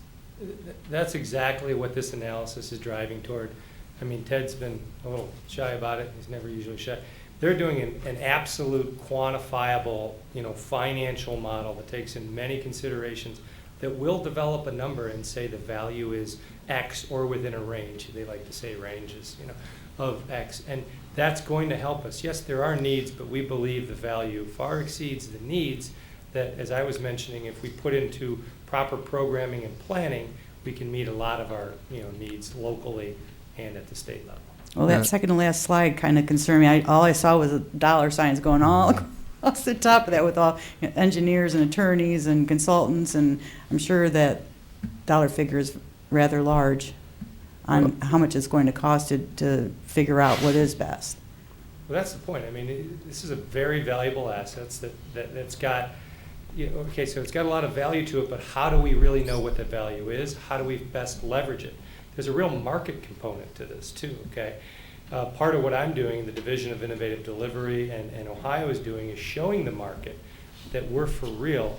We have to, if we are going to generate this kind of money coming into the state, they have to know that the political leadership is in place, that the will is there, that the organization is there, that the analysis has been done, that the entity is truly worth. This is why, we can spend roughly $3 million to study something of significance, because it needs to be done at this level. At the end of the day, and Commissioner Kokoski pointed that all out, if they do some of these things, when all the money is used up and diverted other places, all residents are still going to be driving on that turnpike up here. And that means a lot, right? So if the money doesn't stay up here and it doesn't benefit a majority of the communities in the 13-county region where that turnpike is, and that money is diverted elsewhere, Cincinnati Bridges or something. elsewhere, our folks up here are still going to pay to use that turnpike. The people in Cincinnati are not paying to use that turnpike. You're absolutely right, and I think that's one of the reasons why ODOT and OBM and the governor's office are talking about a program in northern Ohio from an infrastructure point of view based on whatever proceeds are able to be achieved. But I think one of the important things I would be remiss not to mention is that right now it is a closed system on the turnpike. Those revenues that are being generated by the turnpike are not spent elsewhere. They're not spent on infrastructure in this part of the state. No, they're not. But when the revenue is generated from whatever proposal is adopted, if it's adopted, there's a great need for the northern end of Ohio to receive the lion's share of the benefit. Do you know how many exchanges we have here in Lorain County on the turnpike? Absolutely. Almost all of them. We have six. We have Six. We six. have the most. And yeah, and I would just hope that you guys would look at that, because we're going to have more residents getting on the turnpike, on and off there, compared to even Cuyahoga County. That's just got a small portion of the turnpike. I believe Lorain County is tied for 5th in roadways as well of the turnpike and the length of the road and then number 1 in the interchange, so. I think it's actually third, because when you go by length, you need to add lane miles too, so. Okay, Now this, I'm telling you, I couldn't be more familiar with it being from this county, Right. okay? I know. Driving this road all the time. It's significant, the impact of this county that road has. I'm very well aware of that. And again, we were beginning just to talk about proceeds and how we want them to come to the areas that need them the most, and that's where we ask for your input Yeah, but to help us develop this But formula. when I'm sorry, no. Well, when you first started your presentation, you were talking about your shortfall. So I was assuming that the reason why you wanted to do this was to shore up that shortfall. There's a whole number of needs, which is what we were talking about, and a whole number of things we're looking at. But that shortfall is in northern Ohio as well. Right. That was for the state. I mean, again, if you look at that US 30 line, what is the stat? It's over 40% or 50% of the population of the state. But US 30 is a long way from the turnpike. We're 2 miles from the turnpike here. Totally understand. And so 30 may be the Mason-Dixon line that they're looking at, but that's way down in Mansfield, okay? So that's a long way down. Usually when they start talking about, Northeast Ohio and programs up here, that means what's good for Cuyahoga County, yeah. okay? Now, I'm going to say it, hasn't been said here, I'm not the polite person in the room. It doesn't stop at the Lorain County line here, with Cuyahoga. We saw a big push on the Euclid Corridor, absorbing funds for the Euclid Corridor project, and we're seeing a big push on all the bridges and the core city concept. And meanwhile, the cities here have struggled with the state routes that are running through the municipalities and how to deal with that. Because, quite frankly, it got dumped on them a number of years ago with the state routes running through the municipality. That's another elephant hiding under the carpet. So there's a big need there. And I haven't heard that addressed here. Is the state going to take some of these proceeds and take some of the burdens off of those municipalities with regard to state routes running through the municipalities? Well, I brought that up earlier, Jim, when I talked about diversionary and the municipalities having to do Right. that. I may have missed it. I'm sorry, Ted. Yeah, no, that was one of my major issues, because we saw what happened in Leary, just the amount of money the local residents had to pay to redo that road. And meanwhile, the funds were going all down into Cuyahoga and Cleveland, while the residents here were, trying to tax themselves through plate taxes and so forth to maintain those roads that were in a hideous condition, running right through the core of our cities. So there's a lot more to this that needs to be looked at, and I think there needs to be a clear line of sight to where these funds are going to go, not a list of 8 things they may do with them. I think there needs to be some specific, clear choices and an active process with the local legislative bodies here with regard to what they think their needs in the community are here. And that's what we agree with you, and look for your help in determining that. We'll keep an open mind. Yeah, I'm definitely looking forward to the report coming back. It's going to have a lot of details as far as showing the traffic increases over the years, stuff like that we can look at. Yes. Yes, yeah. I mean, To I'm the extent- really to the looking at extent- Lorain County as Yeah, far as to the what extent type. that you, probably when we come back, and When's that? to the extent that when we come back, we'll work with Jim to figure out what's the appropriate level of information in terms of not overwhelming you with data, but providing you what you need. And I'd like to add, on those cards, you'll find a website, which if it's not up today, it'll be up by the end of this week. And on that website, we're going to use as a vehicle to communicate a lot of this data that we wouldn't be carrying around with us. But we also have a sheet here as well we could pass around that shows the current state of the facility in Lorain County as far as the number of trucks at the interchanges along the route. And of course, 57 and 58, which we know are higher volume truck routes in our diversionary areas. So we've got some of the basic numbers we can leave with everybody here today. And that's the basis for what we're building a lot of our further diversionary studies around. But we will have all the data available on the website and as we come back for future presentations. So. Okay. I got one last question. I was in that meeting last week out in Cleveland with the county executive, Fitzgerald. It was basically implied that the results already known. We're just going through the motion. That we're going to lease it. I just want to give you the opportunity to confirm or deny that. I'll deny it. That is news to us. I will say this very candidly. We are totally objective in terms of our analysis. We do not have a dog in the fight in terms Right. of the outcome. In fact, I think it's one of the reasons, frankly, why the KPMG team is selected. We're not investment bankers, as an example. We take a look at these assets from that quantitative and qualitative point of view, and we provide the unfiltered counsel that I think our clients deserve. Well, probably back to Jim on this, though, because he does work for ODOT. Everyone in northern Ohio worries about that great big sucking sound, the vacuum, that any money up in northern Ohio goes south and doesn't quite leave that area. ODOT paints their roads of gold, constantly construction, building them up. Their interchanges look absolutely wonderful, manicured. And as you call them, farther up north and above that Route 30 area, we tend not to get our fair share back here. So it's a major concern by the northern counties, whether it's from Indiana to Pennsylvania. So, I mean, those are major concerns we have. And Jim, you're from northern Ohio. I'm sure you can share some of those same thoughts. I hear you. I've heard the perceptions. I've lived the perceptions. What I love to tell people too is okay, so I live in Lorain County. I just took this job working for ODOT. I am assigned to central office, so I work in Columbus, but I live up here. You know, I mean, I see the perspective, and there has been a lot of construction in Columbus over the last 10, 15 years. I've seen Polaris and Gemini and all this, and 270. You know, okay, there is need there, okay, but we can get, you know, we're talking about a northern road that has value and assets. That we can assess this, or unlock this value. You know, we're going to do everything in our power to bring it to northern Ohio, to bring the majority of the proceeds to northern Ohio. We need your help in finding a fair and equitable way. I like the discussion a minute ago about not having it all go to Cuyahoga County, you know, that kind of thing. And we've heard it from Williams and Fulton County, don't let it go to the urban areas. And that's why we need to come up with something equitable. And finally, back to, you know, the comment about the study that is being done out of Cuyahoga County, I mean, or the comments, if you will, that are being made. I mean, some of those comments I've heard are even questioning why we're even studying this. And I hope you could see from what we've presented today why we're studying this. I mean, it would be foolish not to. Now, Ted is going to give us, you know, objective ranges, and they're not going to give us a recommendation. Talk with anyone, anywhere. What we're doing is totally transparent.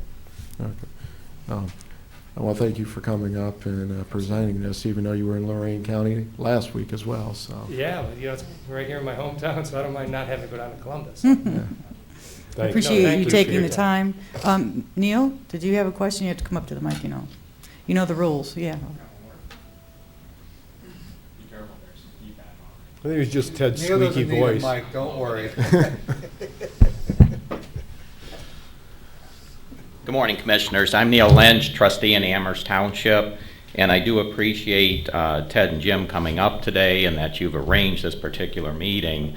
It's real interesting to see how many different communities and people are impacted by the turnpike, in addition to our local employers. Believe it or not, as much as you hear a lot of negative about the turnpike and the negative about the traffic coming to our roads, I can tell you some of our employers appreciate having that traffic avenue so that they can move their goods and services in and out, and that does come into our local communities. I did hear that you've been before the Mayors and City Managers Association here in Lorain County, and that's good. You're now before the County Commissioners. Just be aware of the 5 communities that the turnpike actually travels through. 3 of them are townships. You know, starting from east to west is Henrietta Township, Amherst Township, and Brownhelm Township. And we all have interchanges in our townships. And we also have half of the service plaza is in our township, in Amherst Township. I guess more so for you, Ted, as you're doing this study, if one of the options is leasing this, will the leaseor pay property taxes on that property? That's a good question, and it's actually a matter of Ohio law that I can't answer right at the moment. It's one that I can take back to Barnes and Thornburg and ask them in terms of what the property tax rules and laws require in Ohio. It's a very Ohio-specific question. Well, you know, generally, when you take public lands and you rent them for a for-profit purpose, you lose the tax exemption on that portion of the land that has been used for a profit generation. We go through that with airport land and so forth. So currently, unless there was some special exemption, I would think where Neil's thinking, that they would have to pay taxes on those portions of the lands that was generating revenue as a profit for a company.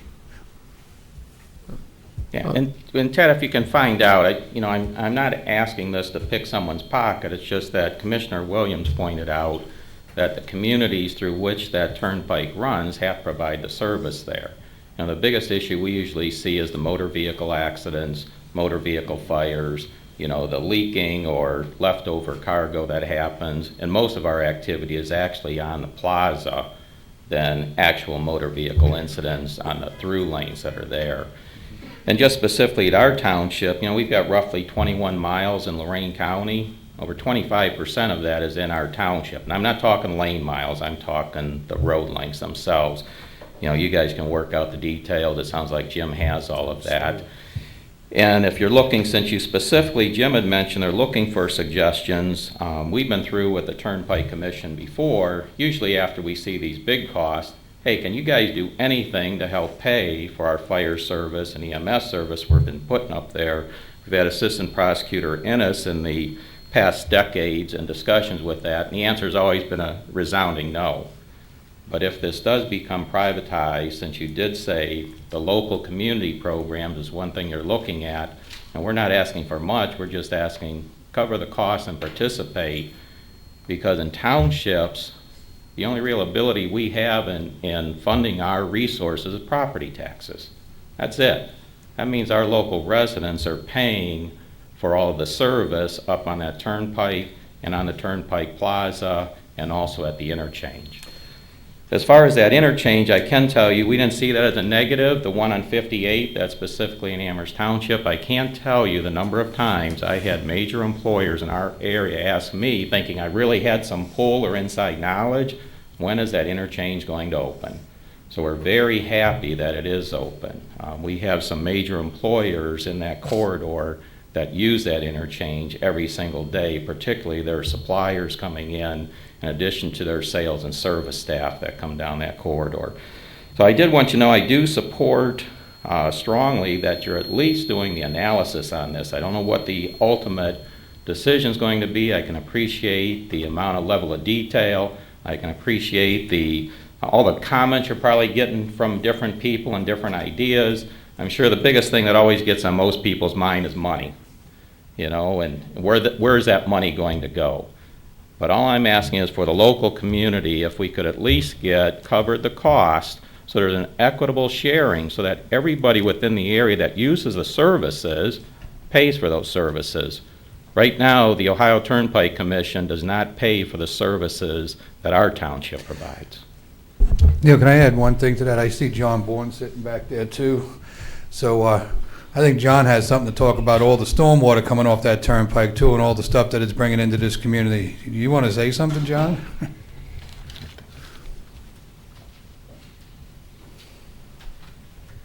So you don't think I listen to you? Yeah, well, I wanted to take issue with Neil. I live in Henrietta Township. John Bourne's my name.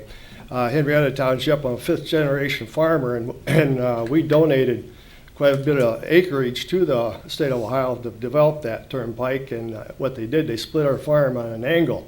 So we had a lot of pie-shaped fields, and we have to farm on both sides of the turnpike. But my issue is stormwater.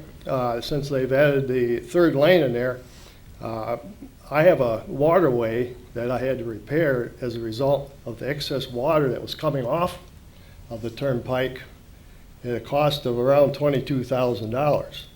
This meant replacing an 18-inch tile, putting in the grass waterways, catch basins, and things like that. And there's no recourse for us to go back. We also have stormwater issues I think in Amherst Township. Is that right, Neil? Yeah. And it's a result of the third lane that's been added to the turnpike. So I'd like some way to get some relief to the rural areas and the urban areas on that stormwater. And the other issue is my son had a owner-operator trucking business for a while. Had 3 trucks on the road. And he used the turnpike a lot until they raised the fees. And the other thing is, I live on State Route 113. They raised the fees. State Route 113, you couldn't get a farm piece of equipment across it. because of truck traffic. And some of the things that would help him stay on the turnpike would be that at times he would travel the turnpike because it had lower fuel cost. Cost of fuel was lower there, and they could buy the fuel there and pay the excess fee. But then the price of fuel on the turnpike got as higher than it did off the road, off the turnpike. So is there a way that if you lease it to encourage the people who are supplying the fuel there to put it at a little lower cost so that, a truck only gets 6 to 10 miles to the gallon. And if they're going completely across the state, they could almost pay, a third of the fee by savings in fuel cost. Great idea. And One nice thing about it, John, though, is if a private entity has the turnpike, you can sue them, because suing government isn't as easy. I know, it's an uphill battle. You can't sue government, you can try and work with them though. And it'd help, I think it'd encourage the truckers to stay on there. Because the shippers, my son would say, hey, I can't make any money anymore. And the shipper says, well, just suck it up. So to suck it up, you stay off, you stay on 113, you stay on 20, you stay on Route 2. Right. I hear you, and that's a good suggestion. That's why I brought up before maybe some kind of year-end rebate based on frequency of use. Other creative things like that to try to attract the trucks to use the road. Another thing that we haven't talked about, but will happen in the foreseeable future under any scenario, will be moving to a more mainline electronic toll collection where trucks wouldn't have to go through toll plazas and cars as well and slow down, and but a more efficient and that vehicle or ways of collecting the tolls that would reduce travel times and again make it more attractive to be on that pike instead of on 113. And quickly about the stormwater problem, and we've heard a number of these problems, quite frankly, with the third lane construction.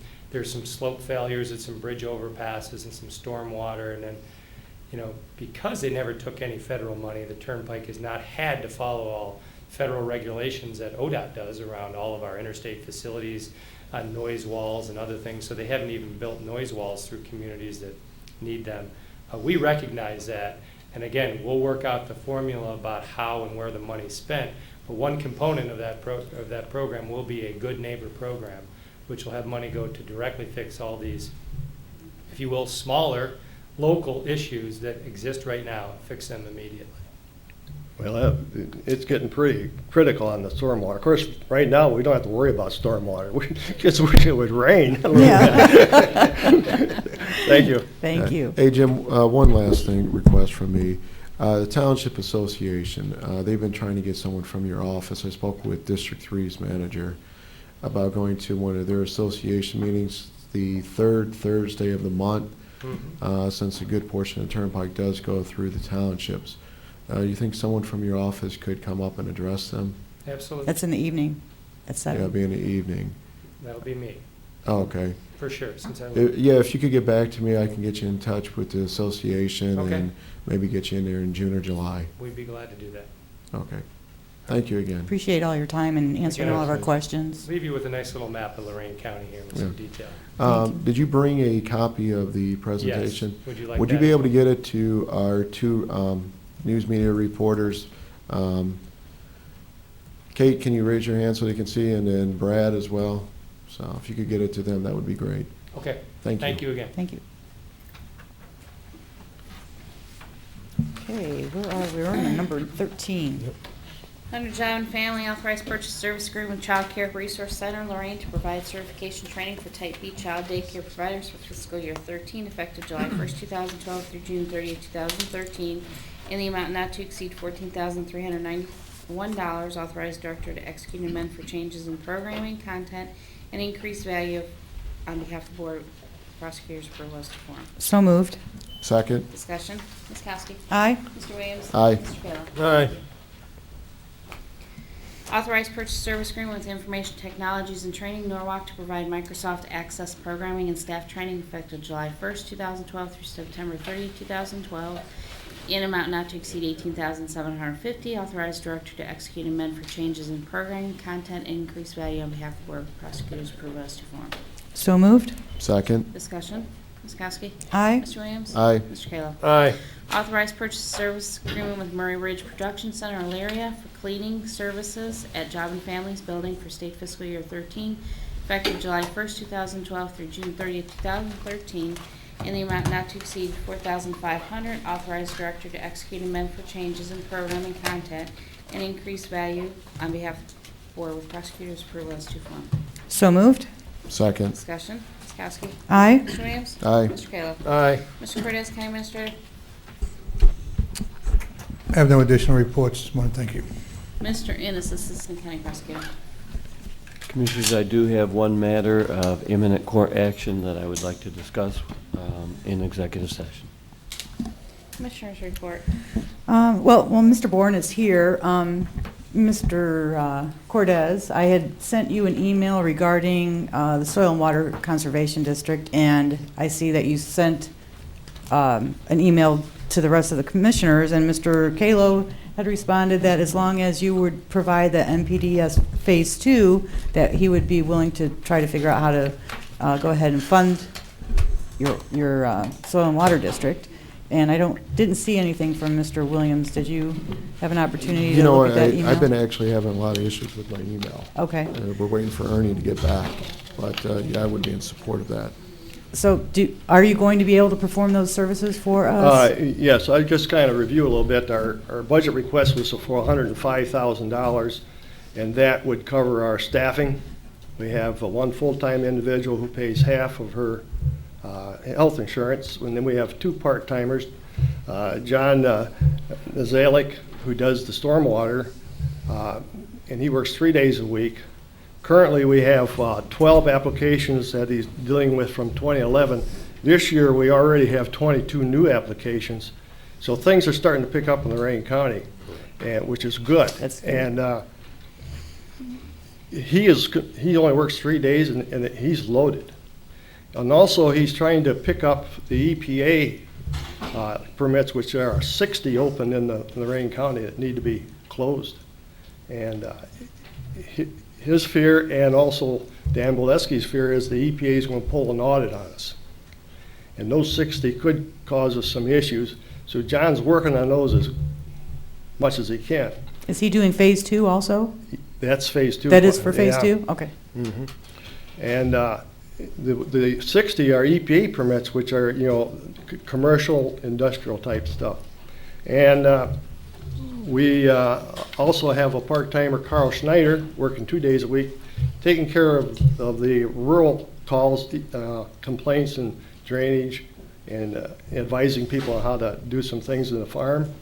The other problem is that if there's EPA permit or a problem, complaint, it don't matter where it's called into, it comes to our office. Mm-hmm. And we're supposed to be the first responder. And we go out and try to mitigate the problem between the polluter and the person who reported it. And hopefully we can get it resolved without a bunch of legal action and problems. And most 99% of the time we can get those problems solved. So that's where we're at. The $105,000 is for staffing. Then we get a state match for any dollar or two folks can give to us. And that takes care of the rest of our office expense.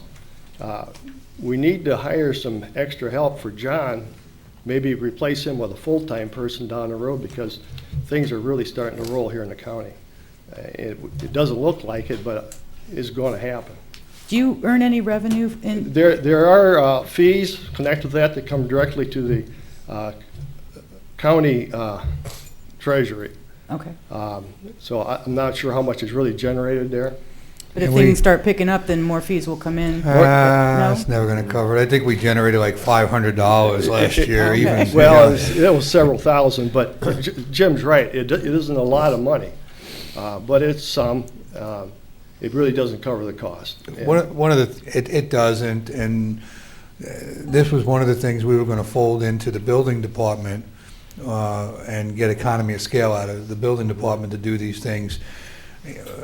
Multiplying the work brings economy of scale, and it makes it a lot easier. It's really tough when you have work that needs to be done, but not enough work to put a good resource to it. I thought the request was for $15,000, We'll take anything you can give us, but our actual budget request was 105. but I thought the one I dealt with was asking for $15,000. What letter did you give us last week?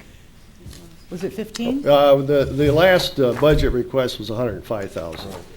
That was just sent in. You forgot a zero in between. One and the five, But, Jim. no, I saw well, something on $15,000.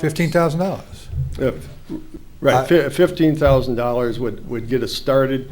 The 15,000 is, the state match at 15,000 is 1-to-1, so we would end up with 30,000. We're still short to get to 106. So anything over that, that we can get allocated, Your budget is 105, so you 100. need 50. we need 105,000, you know. 50 would be matched with 50. Yeah, so we get to 100. But, you know, we understand the problem you folks have. And, Right. What, the stormwater, are we allowed to Well- use that money Well, for what I that was looking purpose? at is,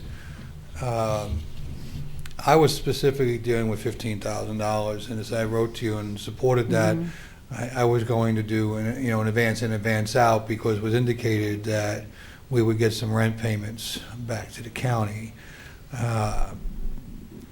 I thought I was dealing with 15,000. I know you all need 105, but we mentioned 15,000. yeah, the 15,000, we get a 1-to-1 match. Right. So- Anything over that could be, you know, could be a 1-to-1 match. Yeah, so my correspondence to Was you, for Commissioner, 15. was for 15,000, and I felt that I could move funds around and handle that. Well, do we need a resolution to that effect? I'd Well, like it'll to at come to least you- get us started. It'll come to you in paperwork. Okay. Well, I think what you're saying, though, is you truly need about 50,000 Total. total in order to try to get the 100. matches. To get to the 100. And Being that- about yeah, 90% is what the state has come back for in Right, and previous years. that would only, for staff, you know, that wasn't, you know, paper and pencils and stuff like that. Tech services and things like that. The other thing is that we're working with some other groups that are paying part of the salary when we farm out Carl Schneider, why, they're paying his salary for that day. They're part-time, so, and Carl's on duty 2 days a week. So anything you can do for us, we'd like the 105 and then give you some back somehow in the rent. We're in arrears. You're saying you would like 105,000 from the county? I thought you needed 105 total, so you need 50 from the county No, so no, you could match. if we got 105 from you, we could You get could do some pretty good everything. match. And Okay. then somehow, we owe you in arrears rent. And we get that paid back right away. All right. So, I don't know what the stormwater district has in it budget-wise to even consider We that don't, kind of- again, with all due consideration, I was dealing with $15,000. right. Yeah. Okay? I And was looking at the budget number of 105 if they were going to continue what we were doing. so- But there was, again, my specific correspondence is to Commissioner Kokoski was From the dealing letter with that 15 Mr. Bourne had was sent, dealing with Okay. $15,000. All right, the original, okay. but we'd need to address the entire. We can't do 105,000. Right. That's, we're not bringing, that's the substantial, that would be a huge portion of what we bring in on the stormwater fee. We just can't do 105,000 from the stormwater district. Just not going to Right. be. No, it's just, we'll have to put something in from the general fund then. Well, that's up to the Board of Commissioners. I was looking at 15,000 as more of a money in, money back out, because Right. it was going to match and then get some arrears taken care of. So it seemed like a really good plan, but any additional funds over that would put the burden onto the general fund with regard to where those funds would come from. So, any place you could generate some funds, and, we could continue operating. You're not right. We can, the way we're looked right now, we're got the funds to operate to the end of the year. Then we're kind of dead in the water because we're using our reserves right now is what End we're of the using. calendar year, John? or the end of- Calendar year, yes. And I indicated that So in for that right now, correspondence. we Was can it the go ahead with the 8845 15. 8845 fund? Well, Was Yeah. that what it was? Something like that? When do you need the money to get the match from the state? We have to have it by the end of the month. June 1st is the deadline. Oh. Okay. Um, I mean, this is normally, like you said, 15,000, we know it's a match, dollar for dollar. Dollar for dollar. Over the years, it's about 90% that we get back. They promise 60%, but the last few years have been 95%. Okay. Because of the economy throughout the state.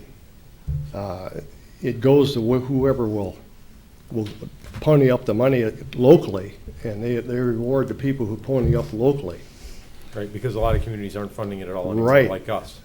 Yeah, no, we appreciate any funding that you can give us, and we could use it and get. It's keep more our- than you can use it, you need it. Well, we need it, yeah, because we don't want to close. Well, 15 And, will get them 30. Right, but that's So still. they need 105. We need 105 to staff, and that gives us 2 part-time and full-time. All right, So if John, we came just- up with another 30 somewhere from the general fund, that could possibly get you close to your 105. Yeah. well, I If wanna they go- give you 95%. I want to go back on that. You're saying 105 is your total that you need It- with it- the matching or without No, the no, match? no. $105,000 will pay our staffing Right, so you For a full need- year. for the whole year. Right, so you need 105,000, and the matching Somehow. is going to allow you to go above and beyond. Yeah, that would Well, pay, then you pay that rent would pay our, Right. And you know, rent. our gas and rent and, Right. stuff like that. Currently, we aren't paying your rent. Right, Okay, I because know. We're what in I'm hearing arrears. from you is you're saying, well, if we give them 15, they get 30, and then we can subtract the 30 from the 105. You're saying no, you can't subtract that 30. No, we needed 105. You need 210 almost to run Right. your office, John. Right, but we'll count on the state match to run the office and oops, pardon me, and pay, if we could then pay arrears rent, get the money back in here to the county. You folks needed it worse than, or as bad as we do, not worse, but, things are starting to pick up. We're currently have a lot more requests for the Phase 2 stuff, and we're actually, it's escalating. We get, 1 or 2 applications a week.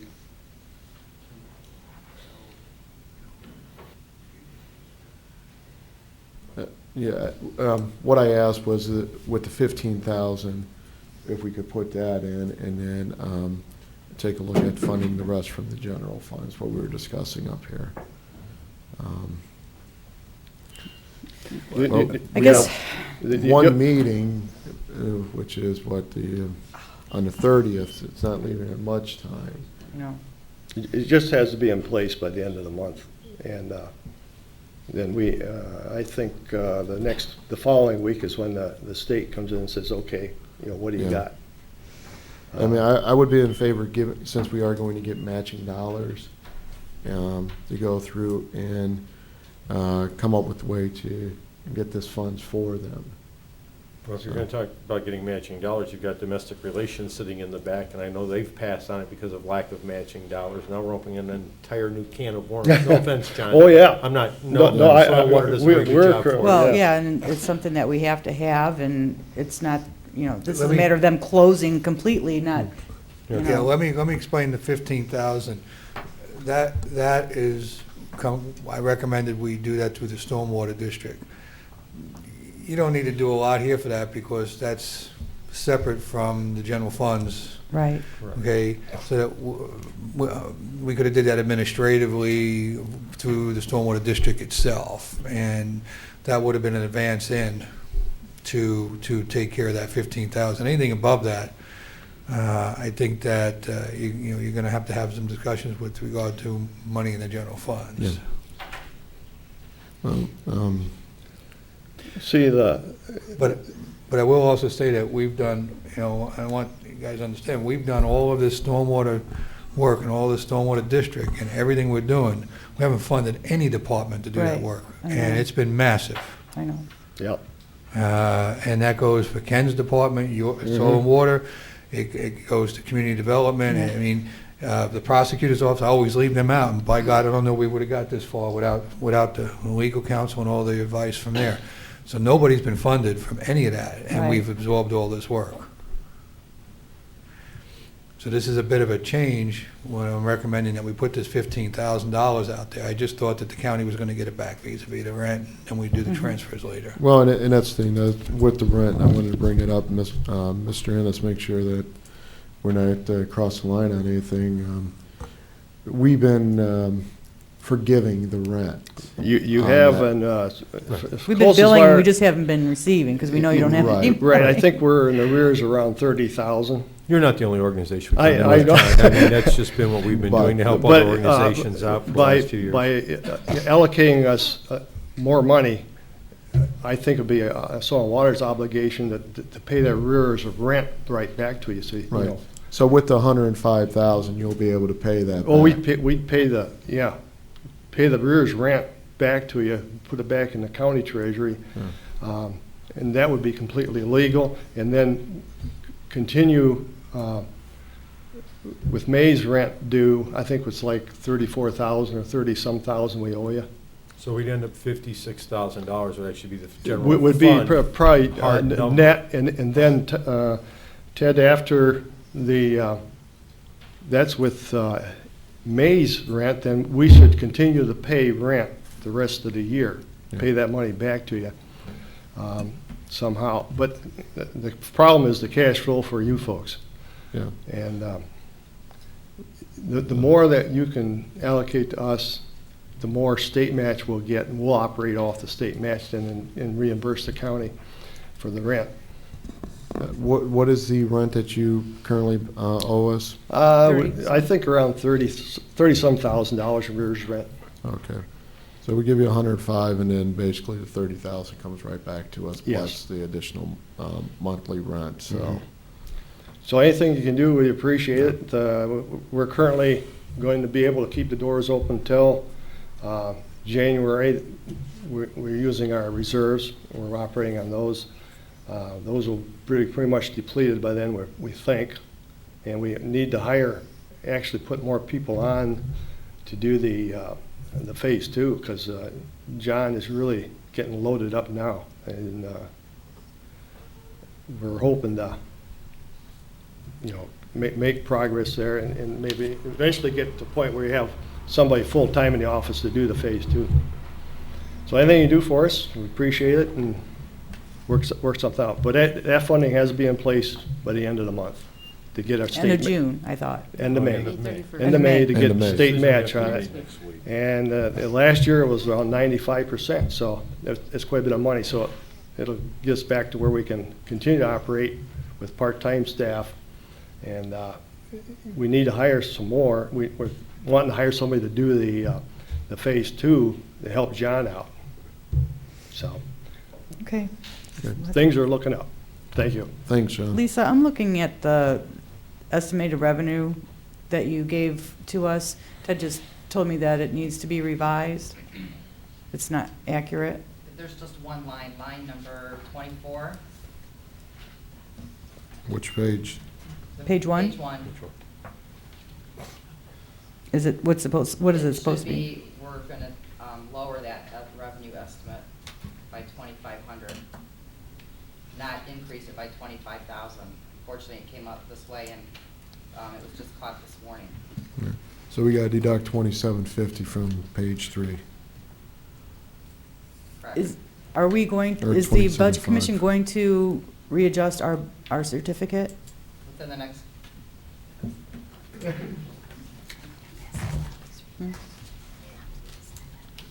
yeah, these changes should go into effect within the next couple weeks, where they'll increase the certificate. We'll get the increase or decreases down for the revenue estimates. Okay. And can I just ask a question on the 105,000? Is that your budget package that you submitted for next year? Is that what your $105,000 is?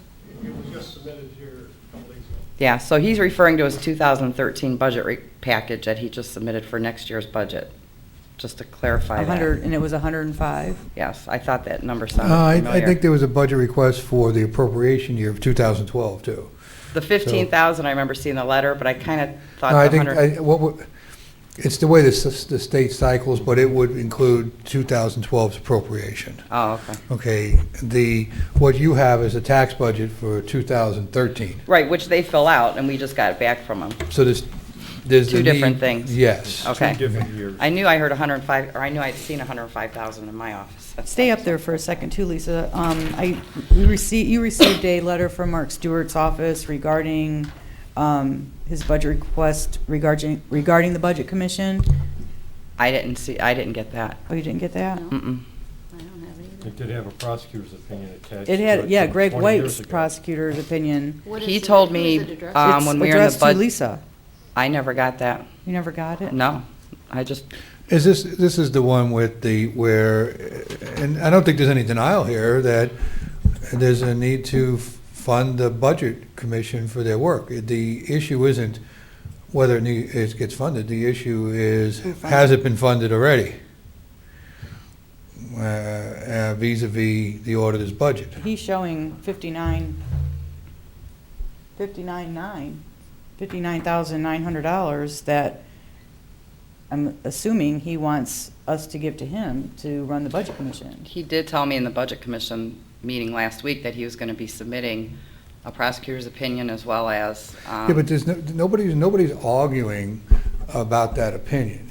Is The it argument something has that's been been, absorbed in his budget Right, already through correct. budget process over the years. Correct. And that's something we're going to have to look back historically. He obviously asked for this opinion back, in 2002, so he probably got his way in 2002, and now he's coming back and asking for it again as well. I think in 2002, the same scenario existed. Should I give that to you then, since you know? It was, okay, if you want it in this pile, it comes out of this pile. You've already been doing the work, and now you're saying, well, I gotta get paid to do it. Okay, so we'll move it from this fund to that fund, but it all nets some zero result at the end of the day. So nobody's disagreeing with the opinion. I don't think there's an argument about the legitimacy of doing that. It's how the funds are gonna flush out at the end of the day. And that's been an ongoing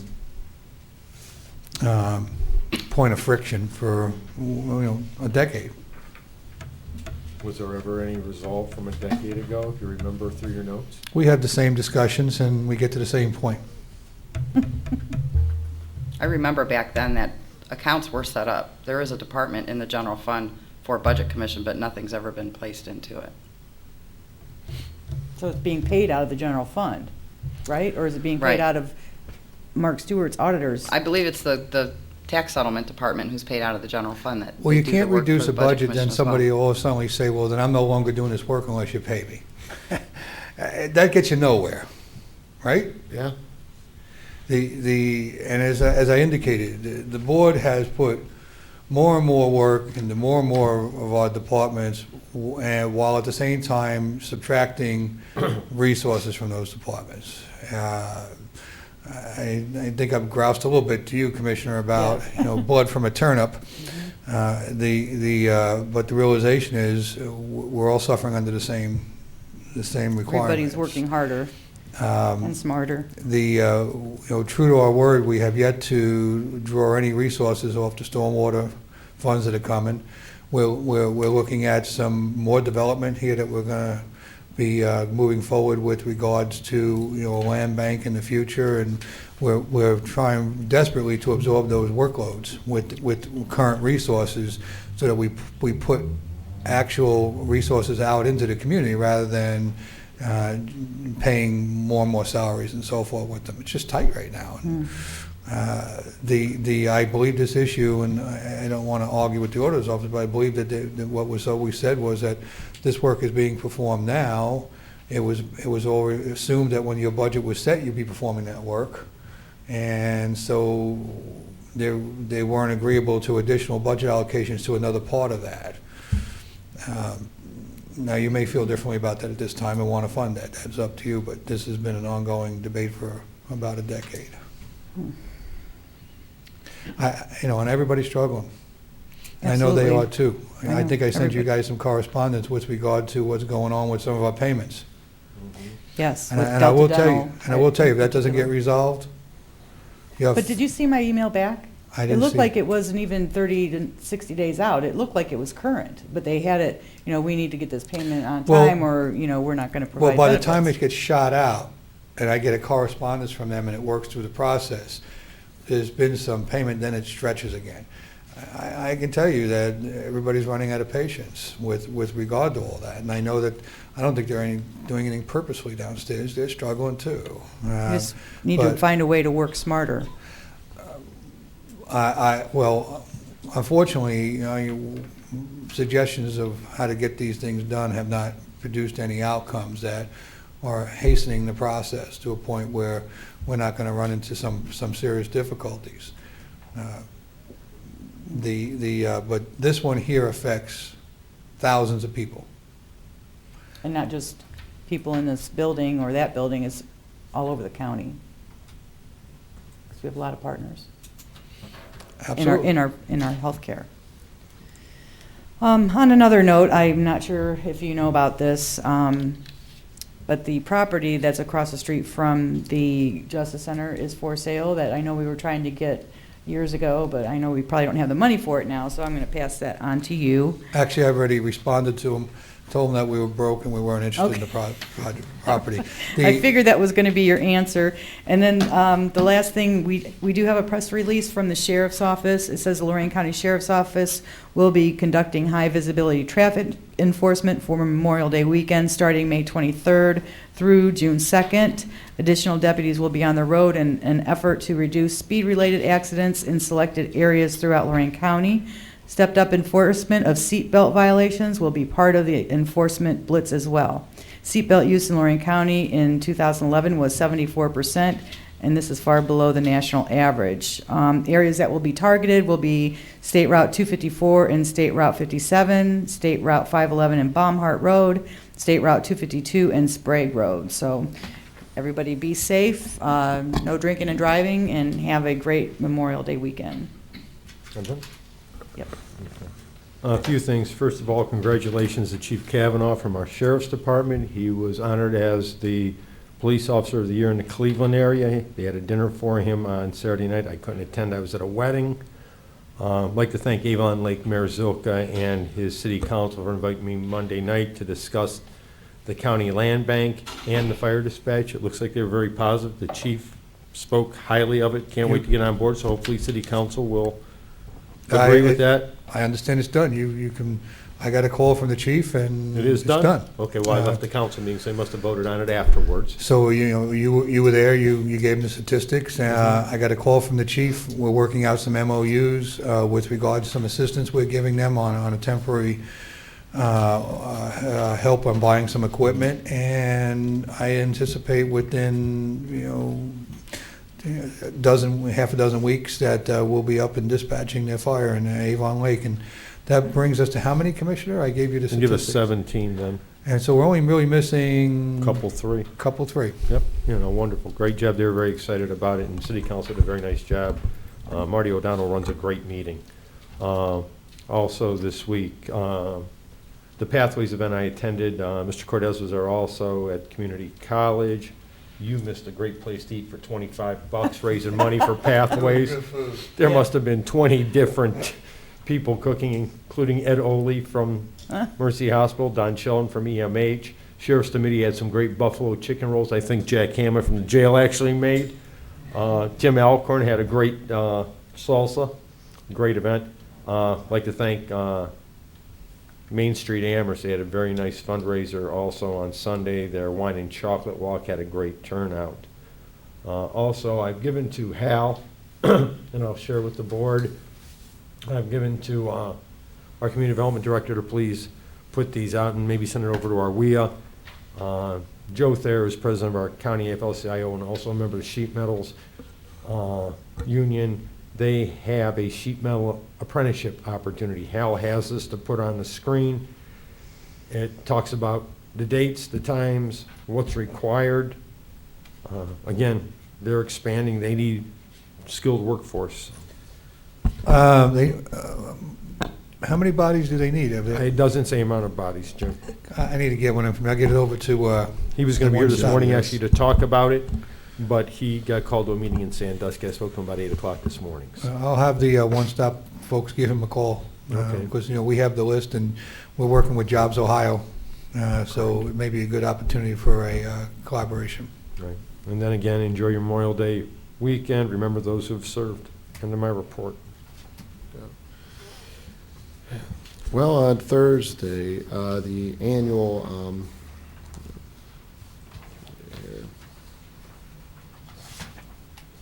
attended the annual meeting and lunch for Lorain County Board of Mental Health. Great event. Speaker from the state was here. She's going to be looking at coming in Lorain County to talk about some programs that we might be able to work at the jail as well. And she's going to be contacting the sheriff on it. I had a busy week too, but mine involved Amherst Youth Baseball with the opening season. So great event there, and coaching the Amherst Grasshoppers machine pitch for my son, and we came out swinging 24-15. Were you piling on again? Huh? Were you piling on again? No, we actually eased up. We were winning 24-5. But no, a triple play was made. Our third baseman made a triple play, which is rare in baseball. Unassisted? First baseman, he caught it, Uh-huh. tagged the runner at third, bases were loaded, tagged the runner up, the guy at first ran, threw it over to first base. Wow. And Good for him. did this without any support. And so, actually, I may have hurt him because I was telling him to throw to second. He actually threw it to first. So, good kid, didn't listen to me on that. The other issue that came up, we are looking at having our first Lorain County land bank meeting this Friday, correct? We have a pre-meeting scheduled to look over some materials that'll be necessary for the first meetings whenever that's established. Yeah. I know we're talking about taking out a loan for $1.5 million in order to get the funding from the state.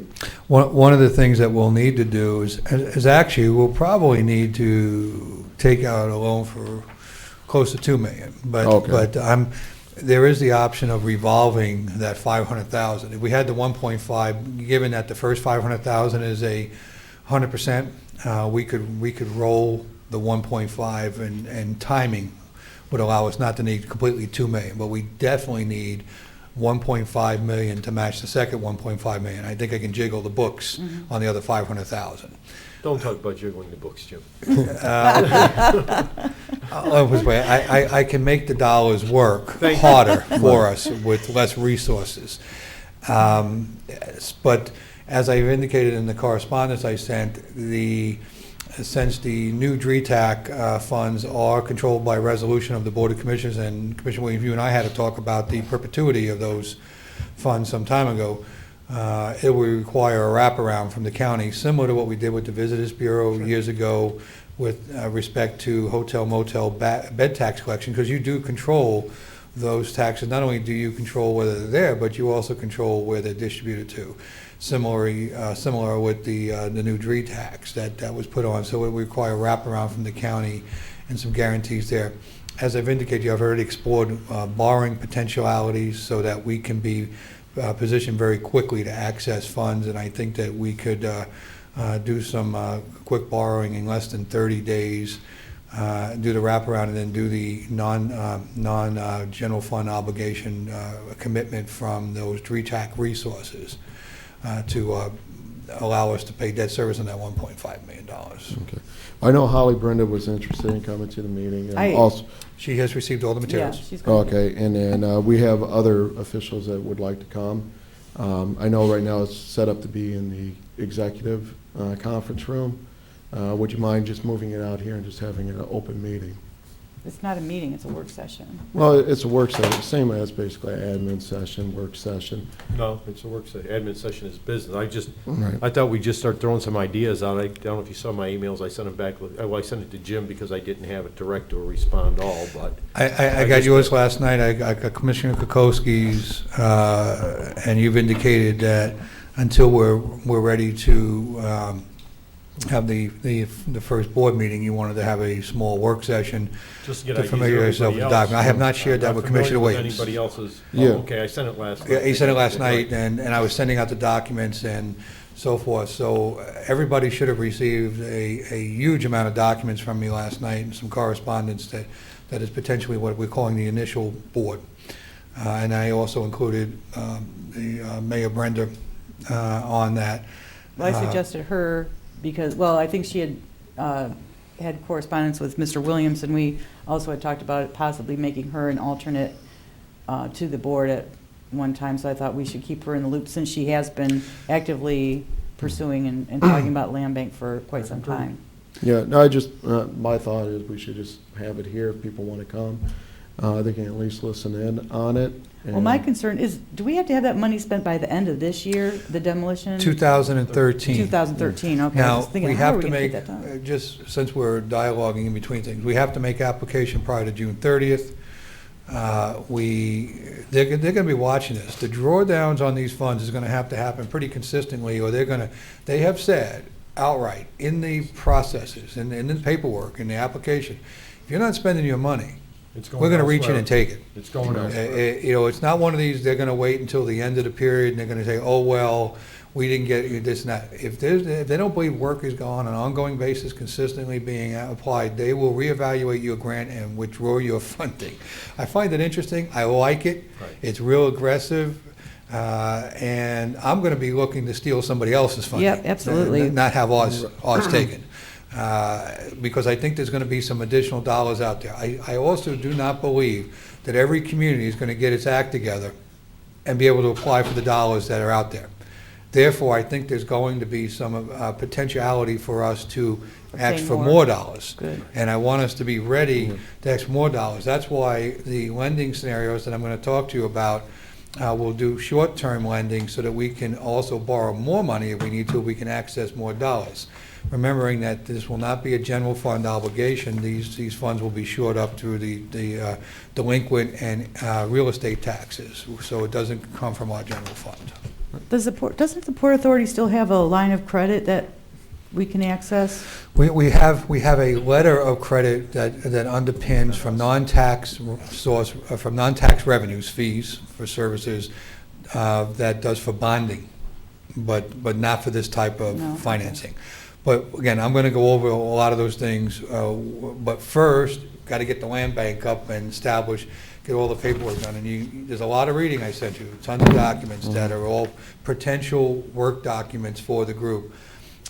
Once the land bank does all of those things and we have an MOU in place, then we can start talking about the borrowing.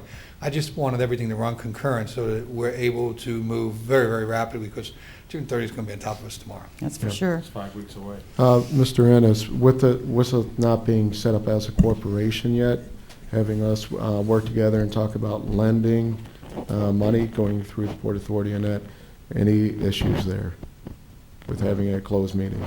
Yeah, I'm not understanding why you're having a closed meeting. It's just a work session for the people who work on a land bank, give us all the different options what the communities have to do. The board's not meeting. It's not a land bank meeting. It's not the board meeting, it's a group of land bank Who people will be the who board will once we establish the eventually be board. the board. Okay. I need guidance on these documents. That's all I'm asking Right. for. But we're not set up as the corporation yet, so we Right. can't meet as a land bank board yet. Correct, Right. correct. Is there any issues with us meeting behind closed doors? Well, I guess I'm still not sure what you're going to meet with a whole group of people? The mayor of Lorain and the treasurer. And And then Mayor our Valeria, board. and Dan Talarek, and the three of us, Mr. Cortez. And Pat Metzger and Jim, they've sent us a ton of documents to look at, Jerry. on the intent of where we think the land bank Okay, should you're go, or just- suggestions on it. Well, if you're just reviewing documents, then you can do that. If you're, I guess my only concern is why not That's just a great have it decision. open? We're not saying that they have to come up and ask us questions, but if they want to attend and listen, why not just have it open? Mr. Cortez? Again, he's made a request of you two. This is a decision for This isn't- yeah, this isn't the the Board of proposed land Commissioners. bank board. As I've indicated that in my emails. This should have been, like, talked to, you should have called Chase and not I did. this board. I sent an email Oh, to everybody okay. indicating I have not, the treasurer's been, I believe, out of town. I have not received a response from the treasurer. The only response I received from Mayor Rittenhour was that he would be here at 9:30 on Friday. And I have received correspondence from both other commissioners with respect to their role on the board, and I've also received correspondence from Commissioner Williams with his position. His position was somewhat different than both of your positions. Yeah, I believe mine was to respond to all too on that. It may have been, but I did, if it wasn't, I shared it with them, okay? And I've indicated that, I'm trying to do a balancing act here. I indicated that, majority of the members that were going to be at this meeting and were going to be designated as the initial board members, I would try to follow the lead of that group and how they wanted to handle this. But I still haven't heard from two of the proposed board members. So I take my direction from other people. It's hard to say, because we're not a board yet, so, we can't make decisions as a board. We can maybe say what our opinion is, but we can't actually make a decision, correct? Correct. So, it's not really a board meeting. It's not a meeting anyways, but even if it was a meeting, it couldn't be a board meeting. Right, well, you Correct. still have 3 commissioners meeting, so.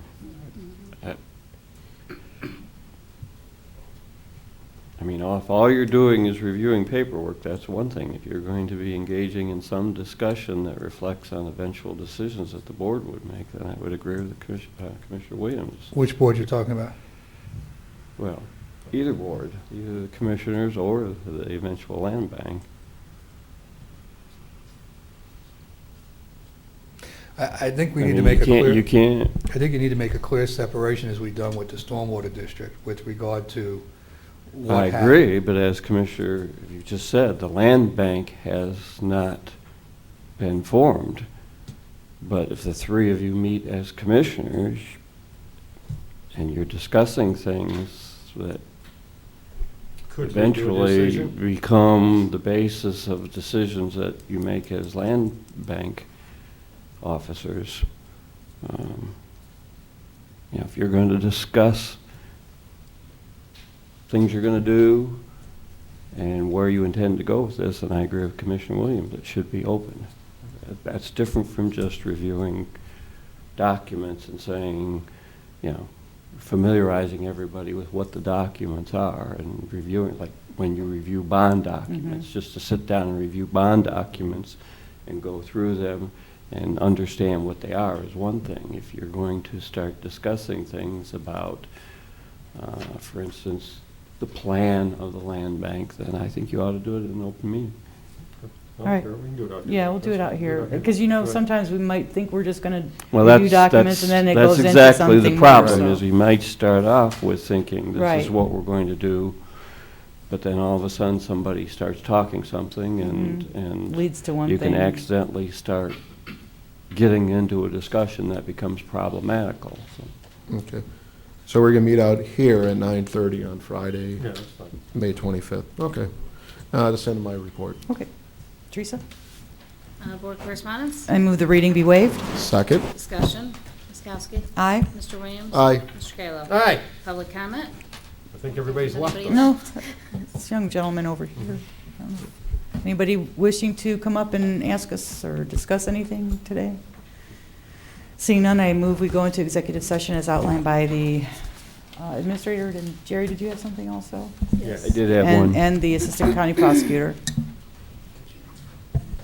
Second. Ms. Kowski? Aye. Mr. Williams? Aye. Mr. Kayla? Aye. This has been a broadcast of the recent Lorain County Commissioners' General Meeting. Unless otherwise announced, meetings are held Wednesday morning at 9:30 at the Administration Building, 226 Middle Avenue, 4th floor, downtown Elyria. These are public meetings, and you are invited to attend. Agendas are posted prior to the meeting at www.loraincounty.us. Click on Departments to see the Commissioners page, then click on View Agenda for a printable copy of the agenda.